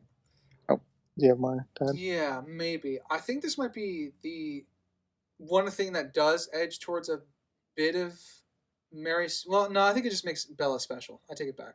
The fact that Bella is immune to every vampire ability. Somehow. It's interesting that a human has an ability. Yes. Because we haven't seen a human with abilities. Assuming it is an ability. We don't know. We just know that she's special. I mean, we know their powers work on humans. It's like, we know that. So gosh, I forget their comic-based name, but and I'm sorry for those. This is the example taken from, but like X-Men: The Last Stand, the mutant whose power is to take away the power of others. Oh. I mean, like Bella kind of has that. Like she just nullifies the powers of all the other vampires on her. Yeah. But the real question is, why? What's the cause? Will it be I wonder if they ever answer that. We will find out at some point. Hopefully by the end of the franchise. We talked earlier, or I brought up the ending with the Jacob threat against killing Bella if she was to turn into a vampire because of the 3D breaking if they turned her in the territory. And I thought that was just an easy fix of turning her outside the territory, and then she would come back as a Cullen. I keep saying Cullen. Whatever. Because then the treaty isn't broken, technically. Yeah, but it's already shown that he doesn't care that fully about the treaty and cares more about Bella because when he's in the house with Alice. Well, I mean, that gets to a point of the werewolves sharing their minds thing, too. Well, they would have known he was about to breach the treaty at that point. So, well, then that also goes to proximity of mind reading. Like if they knew, wouldn't they just be on their way to stop him? I mean, they could have been on their way and they just didn't get there in time for the scene to move on, I guess. Don't really know. I just took it as him saying, I don't care. Like, I care more about protecting you than the treaty. Yeah, doesn't work with this end where he goes, I care more about the treaty than you. Yeah. Well, he worries he wouldn't have control over himself if she was turned into a vampire. He'd have to kill her. But then he has control enough not to kill the Cullens. So it's very confusing how much control they have as wolves or not. He has control. He's just saying it as a manipulation tactic to stop her. Yeah, I like that Charlie has a rule that Edward is not allowed through the front door of the house because he's mad at Edward for what he did to Bella. obviously he's violating that rule, but I like that Charlie has the rule in Yeah. place because Charlie's a good dad. Also, I The He's think little grounded for vampire life for Yeah. leaving for 3 days. Oh, yeah. Also, I think Charlie says like you're not to leave without a word again or something like that. Don't leave without ever telling me again. Yeah. He left him for 3 days. Yeah. Also, poor Charlie, who's just mourning the loss of his friend, probably went to your funeral, and his daughter's been missing. What a fucking time he's having in his life right now. Well, she did leave a note, which is good. She didn't just disappear and be presumed missing like the rest of the other people that's been happening. But yeah, he's just getting terrorized by his awful daughter. Let's see, Sprank's point. Let's see. Well, when Edward's in the room, like violating that, and Charlie's checking in, is Edward going so fast, like just going out of the room, or is he hiding? Because he just appears and disappears. I think he's hiding, and the news is when Charlie shows up, and I think he's just genuinely hiding. Oh, so he goes back under the bed. Yeah, Yeah, that's what I would that's go. the headcanon. He hides under the bed. Okay. If only sexy vampires hid underneath the bed, that would be nice. Have you been checking lately? No. You don't know. Could be. You might have an Alice under there. I wish. Careful, he's gonna go check right now. Crimson. What do you think about the A voting writer? scene? I liked it. I like that Bella gave enough respect for other vampires she trusts to put a say in. Yeah, because I think for me it's kind of a way to get around Edward, because Edward is the only one that's been really against it. Yeah, I like her consideration for the rest of the Cullens. Because she doesn't want to just intercede on their lives. I know. Sorry to keep interrupting you, Crimson. It's fine. It was hard for me with Carlisle. I can't tell if it's character breaking or not, because they explain he doesn't want Edward to die, because if Bella dies, he dies. That was his explanation for saying yes. But I feel like he wouldn't want her to die, in air quotes, or like turning into a vampire. I feel like Carlisle would be against that. I mean, the first movie, Carlisle said we stick as a family to Rosalie when helping Bella. Yeah. I think this is just helping that she is family to him. Yeah, unfortunately, it's been prior established that he already thinks of Bella as family. So I get what you're going for as a problem. I don't think there's enough there to counterbalance that. I don't think seeing her as family means vampire family. She's not a vampire currently, and he already treats her as family. Right, but so he'd be willing to turn. When he want her to cherish life, that's what he wants. He wants people to help people live. He wants to save lives. I see what you mean. Well, it seems against his motive, which is immortality isn't killing her. It's killing the soul, which he has value to. He thinks he's damned.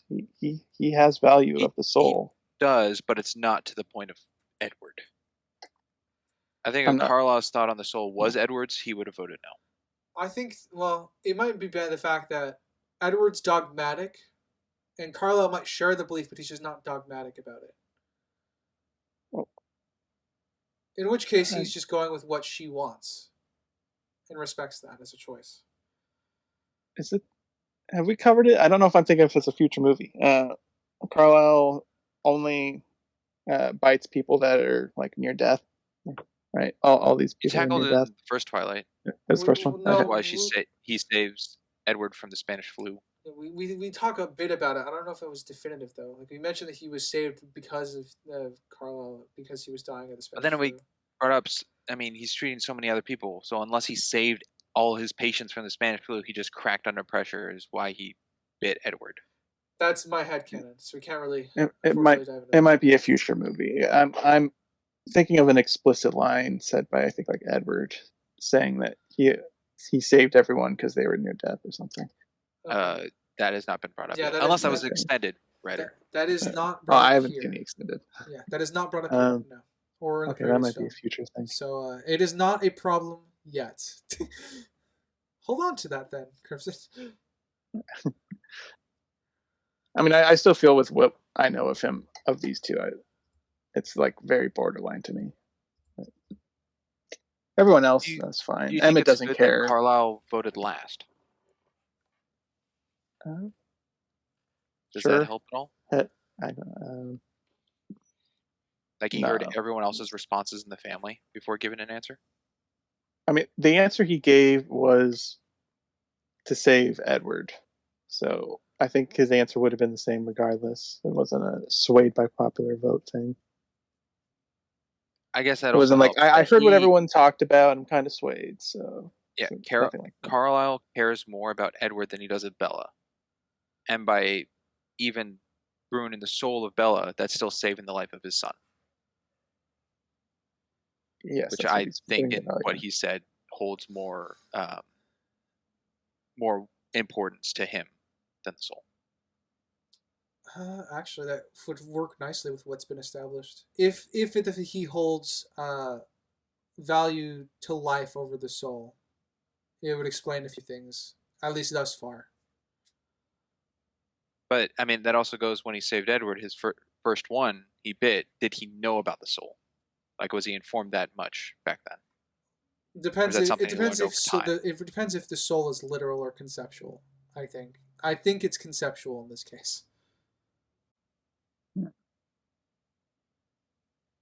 Yeah, we don't really know if we actually had it's not Buffy vampires.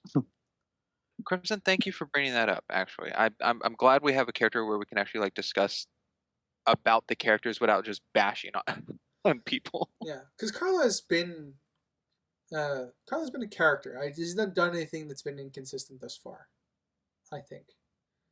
So not without knowledge of other things. No. Yeah, the only thing in question is what we're currently talking about is whether or not he would be yes or no for me. But yeah, okay. I brought up the Buffy vampires because they are established to have souls, and the vampires don't have souls in that one. This one, they talk about souls, but I guess you don't have any definitive. Vampires don't. That's what it sounds like. Well, that's what the writer's saying symbolically. Like, do they have souls or not? They just don't view themselves as souls, right? Don't know. I know Edward believes in heaven because when Bella hugs him, that's what he thinks he is. Well, why the heck would Edward be in heaven? That was weird. Yeah, well, like I said, it's one of those things where I think... Also, exposing him to the sunlight, he's not bursting into flames and dying. Do you think he just got, like, taken out, like, sniped? Well, the Volturi just ripped his head off right when he walked out. I have no idea. That would have been funny to have a fucking tactical team ready. Tactical vampire team. I don't know. He says he wants to, and they're denying him. They're keeping tabs. He's in. Shoot him with silver bullets, drag his body back in. They read his mind, right? So he had to have had a backup plan. Like, if they declined, this would have been his plan. Well, they don't read his mind. They know Arrow sees the memories up to, like, present, right? He's seen everything of their past. So he doesn't know that Edward's doing this because it hasn't occurred yet. No, I'm saying... So you think Edward went there thinking he would have gotten it? He didn't have a backup if they said no. Well, I think his goal is to he would have done what he needed for them to kill him. But he didn't just outright expose himself to get to that point. He actually asked first. He definitely asked them to kill him first. They refused, and he's going to go provoke them by breaking the one rule they enforce, which is exposure. Yeah. I don't think Arrow picked that up. I don't know the question that you're asking, Crimson. I think Crimson's asking, when Arrow touched Edward, like on their first encounter, did Arrow know that Edward eventually exposed himself? Is that what you're asking, Crimson? Ish. So it's... The Volturi presumably didn't know about the plan because they didn't have anyone waiting for him to fulfill the plan. I think Edward would have had that as a backup plan before he went in there. Like, if Edward was going there, like, all right, I want the Volturi to kill me. he has to be 100% confident in that. Because if he's not, he'd be like, okay, if it doesn't work out, I'm doing this, so they do. Which is what ends up happening after. But I feel like he would have had those thoughts before. I don't know Arrow's specific powers. Is it just reading general thoughts, or is it reading the entire history, or whatever? I thought his power was seeing all memories. If it's seeing all memories, then I think Then he can only go to the present. If it's seeing all memories, then I think I agree with you, Crimson. Okay, Duke. I'm running white then. Who else has notes? I have one left. Is Edward did not get down on one knee to ask. He's old-fashioned. He does not know romance.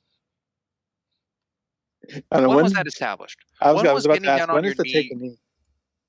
When did the take the knee get established for marriage? I was gonna crack an After Earth joke. Take a knee, cadet. I don't know off the top of my head. That's something I'll probably research at some point when I go back to writing. That sounds like something fun to know. Medieval knights bowing before noble women is a shown of respect. And you got to remember, this is a modern romance. It's not necessarily, you don't need to bow to propose, but no. But what I'm seeing is medieval times. 13th century-ish. Yeah, and Edward is not that old. No, he's not. All right, writer. Got stuff? Yes, I'm scrolling through the last scene here where Jacob just appears in the street. Well, okay. No, I guess I got two. So, Alice shows the Voltari her, like, the memory of her vision, and that's how that was transferred over. For him to see Bella as a vampire. Yeah, so yes, what Alice did was tricky. Because the way she can see in the future is when someone makes a decision, she can see the path that takes in the future. So she chose to turn Bella right there. So she would get the vision. Oh. Therefore, Arrow saw the future. But as we know, she can change the future. So that doesn't mean Alice is going to turn her. That was just so she could get Arrow off their back. Yeah, which was clever. Yeah. I really like that. I just wanted, I guess, to kind of make sure I understood it. It's cool, except that it's a convenience that when Alice decided to change it, she got a vision of it. I mean, that unless she was hoping that whole fight during Edward fighting everyone, she's just in the corner, just being like, I'm going to change Bella. I'm going to change it, waiting for a vision to occur. That goes into what we talked about, if her visions are random or not. We don't know if they are. So she could have completely done that intentional and summoned it. We don't know how she gets them. We just know that she gets them. Yeah. We got Edward's line of leaving Bella was the hardest thing he's done in 100 years. Press X the doubt. It didn't take much effort for him to leave, as we saw. Well, took less than a day. What the heck did he do when he was 9 years old? It was so hard. Okay, you're being that little. I mean, there's a chance he fought in World War One. 1910. That wasn't the start of World War One, was it? That was. No. I mean, after that. I'm throwing that in there as a possible experience that he thought was harder than this. Yeah. 100 years is an estimate of Edward's lines. It's not a specific. Yeah. Cheesy line from him, but he just spits that out. He just pukes out nonsense. Yeah. Hey, talk about. I guess this is my last note. Line of dialogue I really, really hate is "I love you, so don't make me choose." No. Bella being an indecisive, two-timing. She's horrible. She's horrible. In front of Jacob too. I know. I mean, Edward. It was that. Who. with his vampire hearing. Yeah. What hasn't she done that in this film to Jacob that wasn't selfishly motivated? Go to the movies. Selfishly Accepted his motivated. dream catcher. Maybe accept his dream catcher. She didn't want gifts. All right, I'll accept that as an excuse. I was just curious because I labeled her as selfish, and that's very much a character trait she has. It's just I was curious she is how very selfish. I was just curious at how deep that ran. Yeah. And then yeah, that's it for me. These two idiots are going to get married at some point. Yeah. I'm looking. I just completely forgot it was in the movie. The beginning with the old Bella. Oh yeah, Yeah, Grandma The reflection. Bella. Totally forgot about that. That's so long ago. You just reminded me of notes I got for you. Oh, okay. Yeah. The film really hammers home her fear of growing old. Did they do it too much? Absolutely, 100% agree with that statement. I wrote that down somewhere. No, the entirety of like the first act. It's reminded like in every scene, Bella's growing older and she hates it. Yeah, it's so prolific. Jacob even calls her out. You have gray hair. Yeah. See, Charlie's is fine. That's harmless because Charlie's just poking fun at his daughter, and he's unaware. His line is fine, cumulative, but Bella's reaction, and I guess in written story, that it's following the dream. Yeah, Bella's reaction, I think, is actually fine to that too because it's off of that dream, demonstrating her fear. My issue is everything else that comes afterwards. That's like constantly reinforcing it. The only one I don't really blame, the only line that I think really didn't bug me as much was actually funny enough Emmett's joke about her age, because Emmett doesn't know the fear she has, in theory. I felt shoehorned in because there was already so many age-related pokes. The point that Jacob points it out, what is this obsession with growing old, just shows how much it's brought up.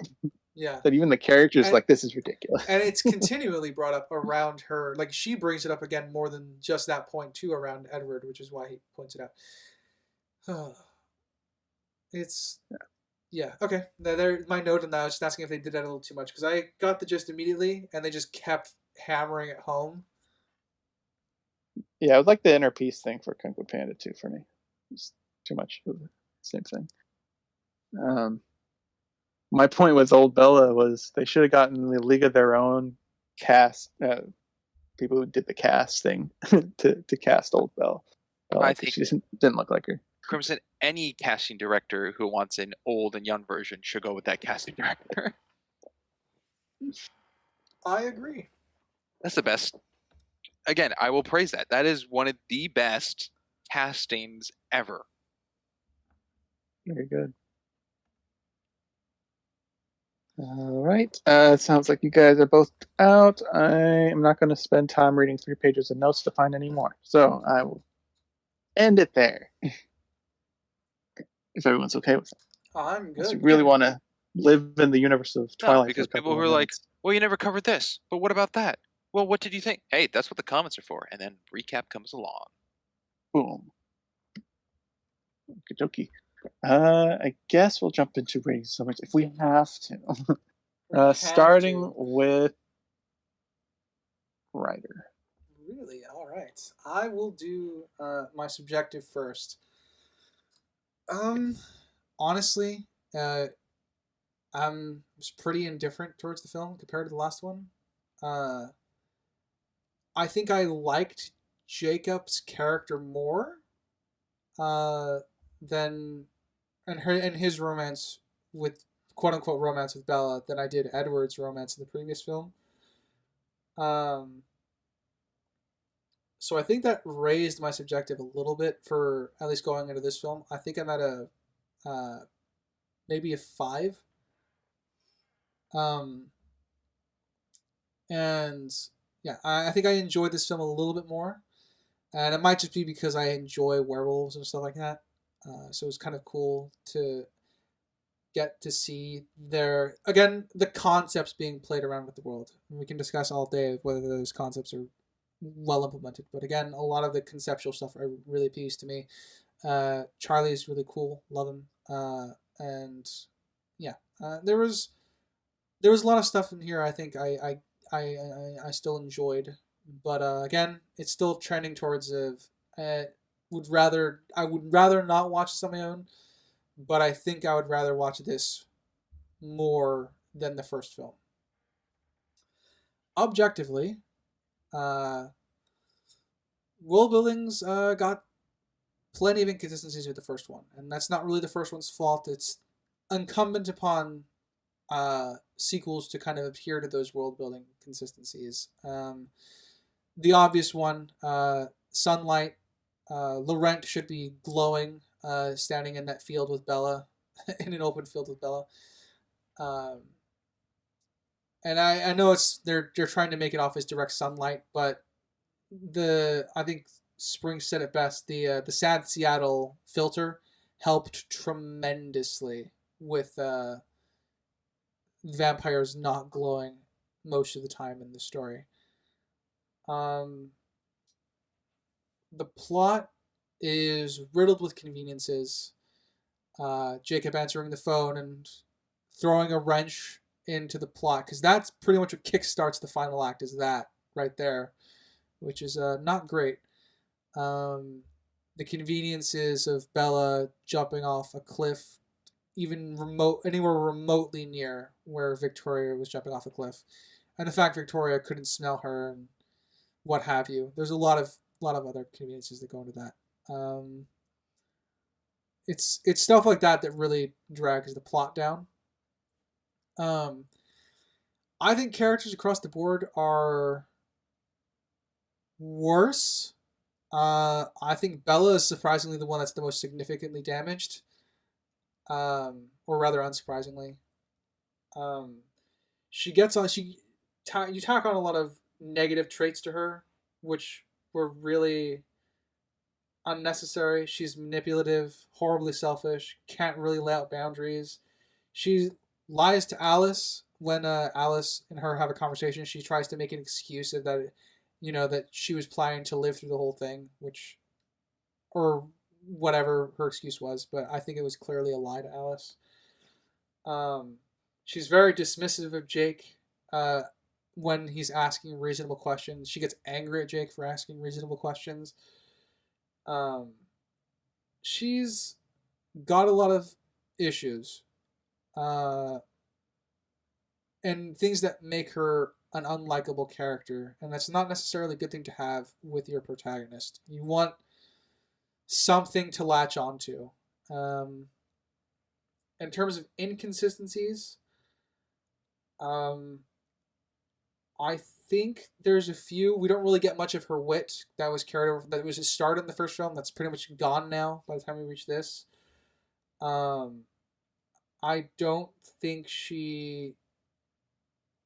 don't really know if she was ever into photography, but I presume she was somewhat into it based off the gift that she was given.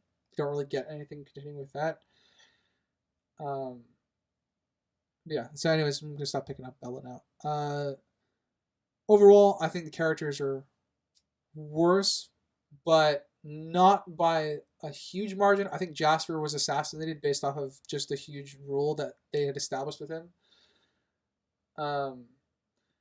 I think a lot of my issues with Alice tend tied to her powers, which is tied to the world building of how it's supposed to work.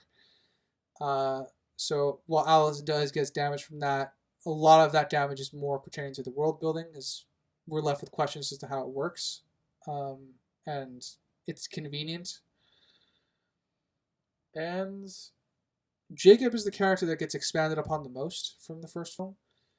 I think the best way to describe Jacob is it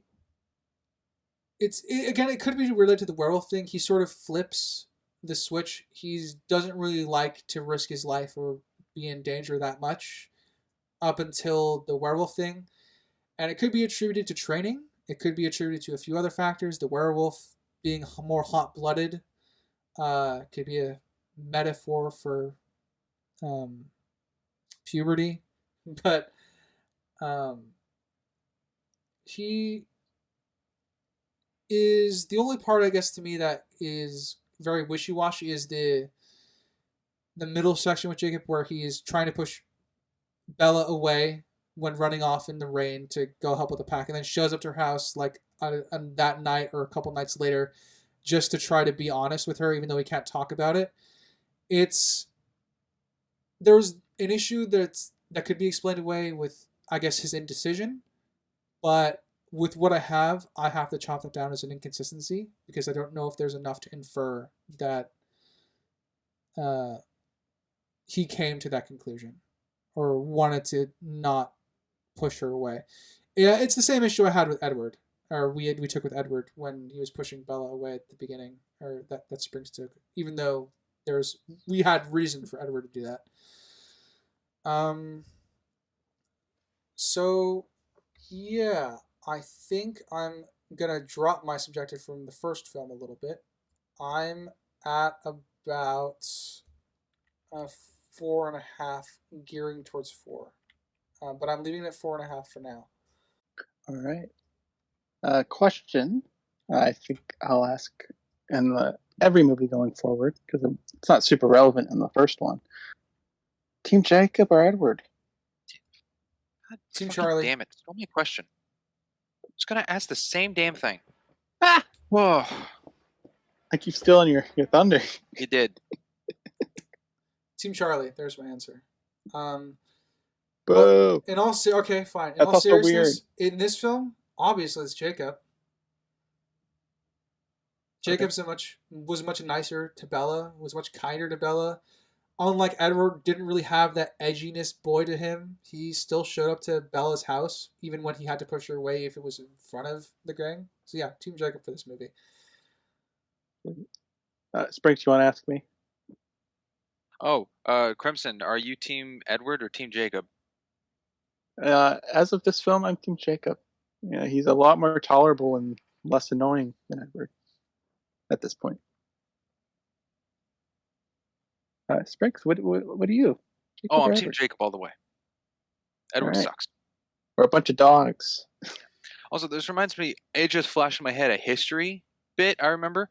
I remember when there were Burger King toys for I don't know which movie, but they were just advertised to kids just talking about what team they were on. Yeah, that sounds right. That's interesting. There was a lot of marketing around the teams for this film. They were turned into memes. So yeah. Even though Charlie's great, I am not on the team that Bella dates her dad. No, yeah, I'm rooting for Charlie in that. Don't misuse my words, Springs. You know why I'm Team Charlie. No, I understood what you mean, but other people could be listening in the context of what's being said. So if they misunderstood it, I can't help them. I don't know. You already joked about how November, October, and December had to be placed. Yeah, I joked about it. But you turned it into something serious, and I was very explicit about it being a joke, and then tried to use my words against me. All right, Springs, you're rating. Oh, okay. I like werewolves, and this is not, I would say, in my top 3 depictions of what I would, I guess, prefer to see a werewolf. But subjectively, my rating's at a 6. It went down half a point because the lovey-dovey dialogue and it's over the top. It's too much, and the sad Seattle Blue is so good to also show tone of this, like really get the feel of the sense of the world and things going on in the story, and without it, it takes away that kind of depression. And I think it would benefit from here, especially for Bella's depression.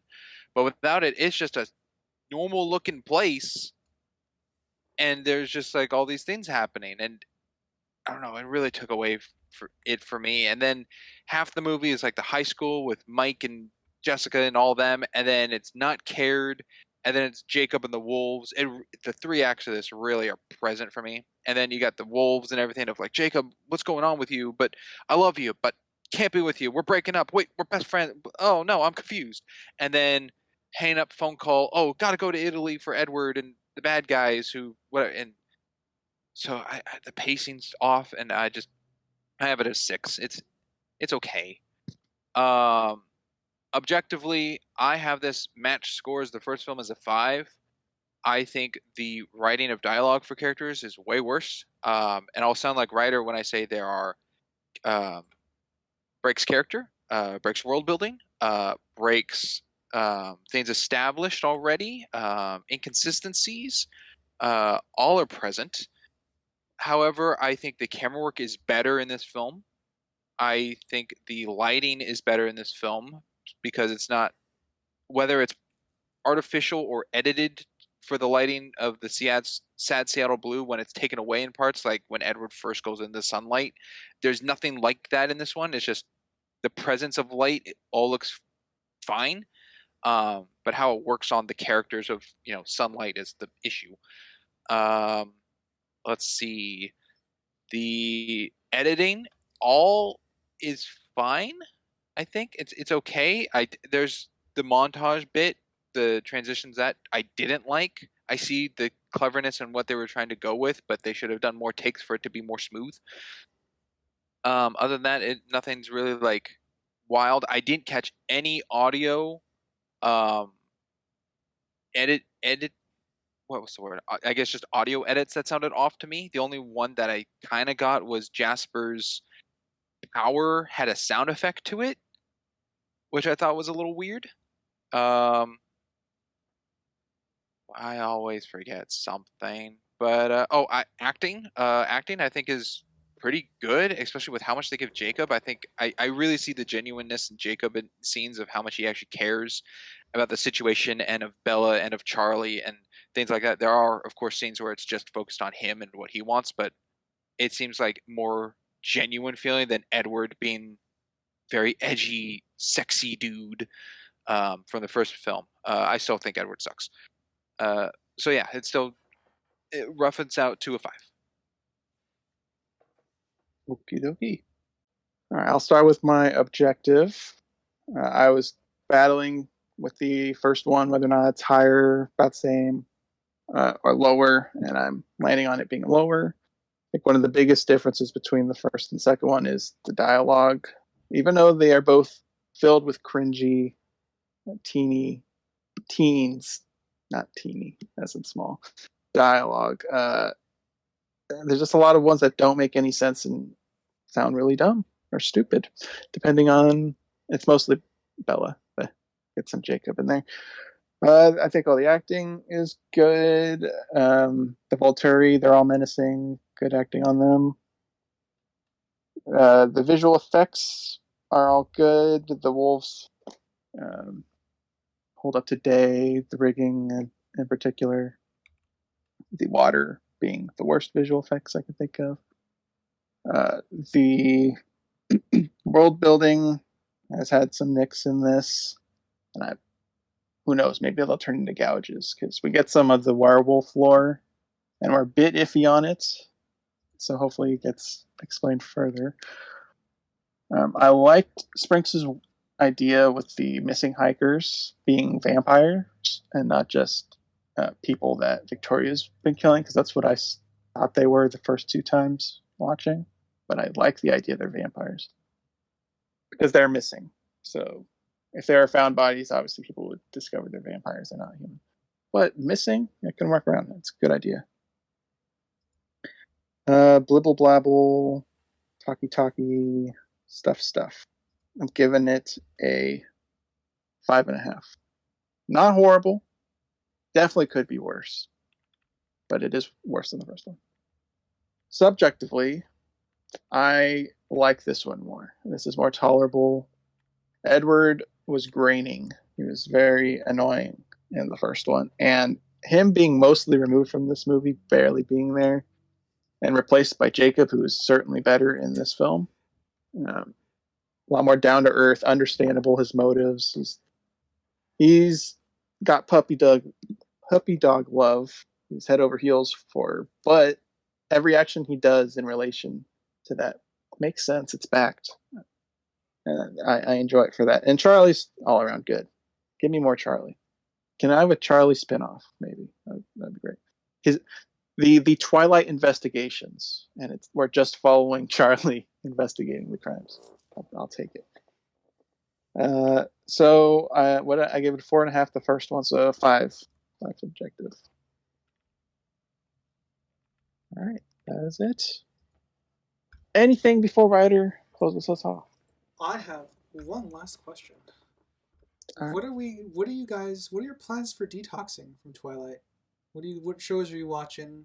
What are you doing? Watching Twilight again. No, I don't have a detox plan. I'll just suffer. I don't have one either. I'm Eclipse. Next one on the way. Woo! Well, worth an ask. All right. Yeah. Do you have a detox? Yeah, I guess I technically do. I'm gonna get through House of the Dragon this weekend.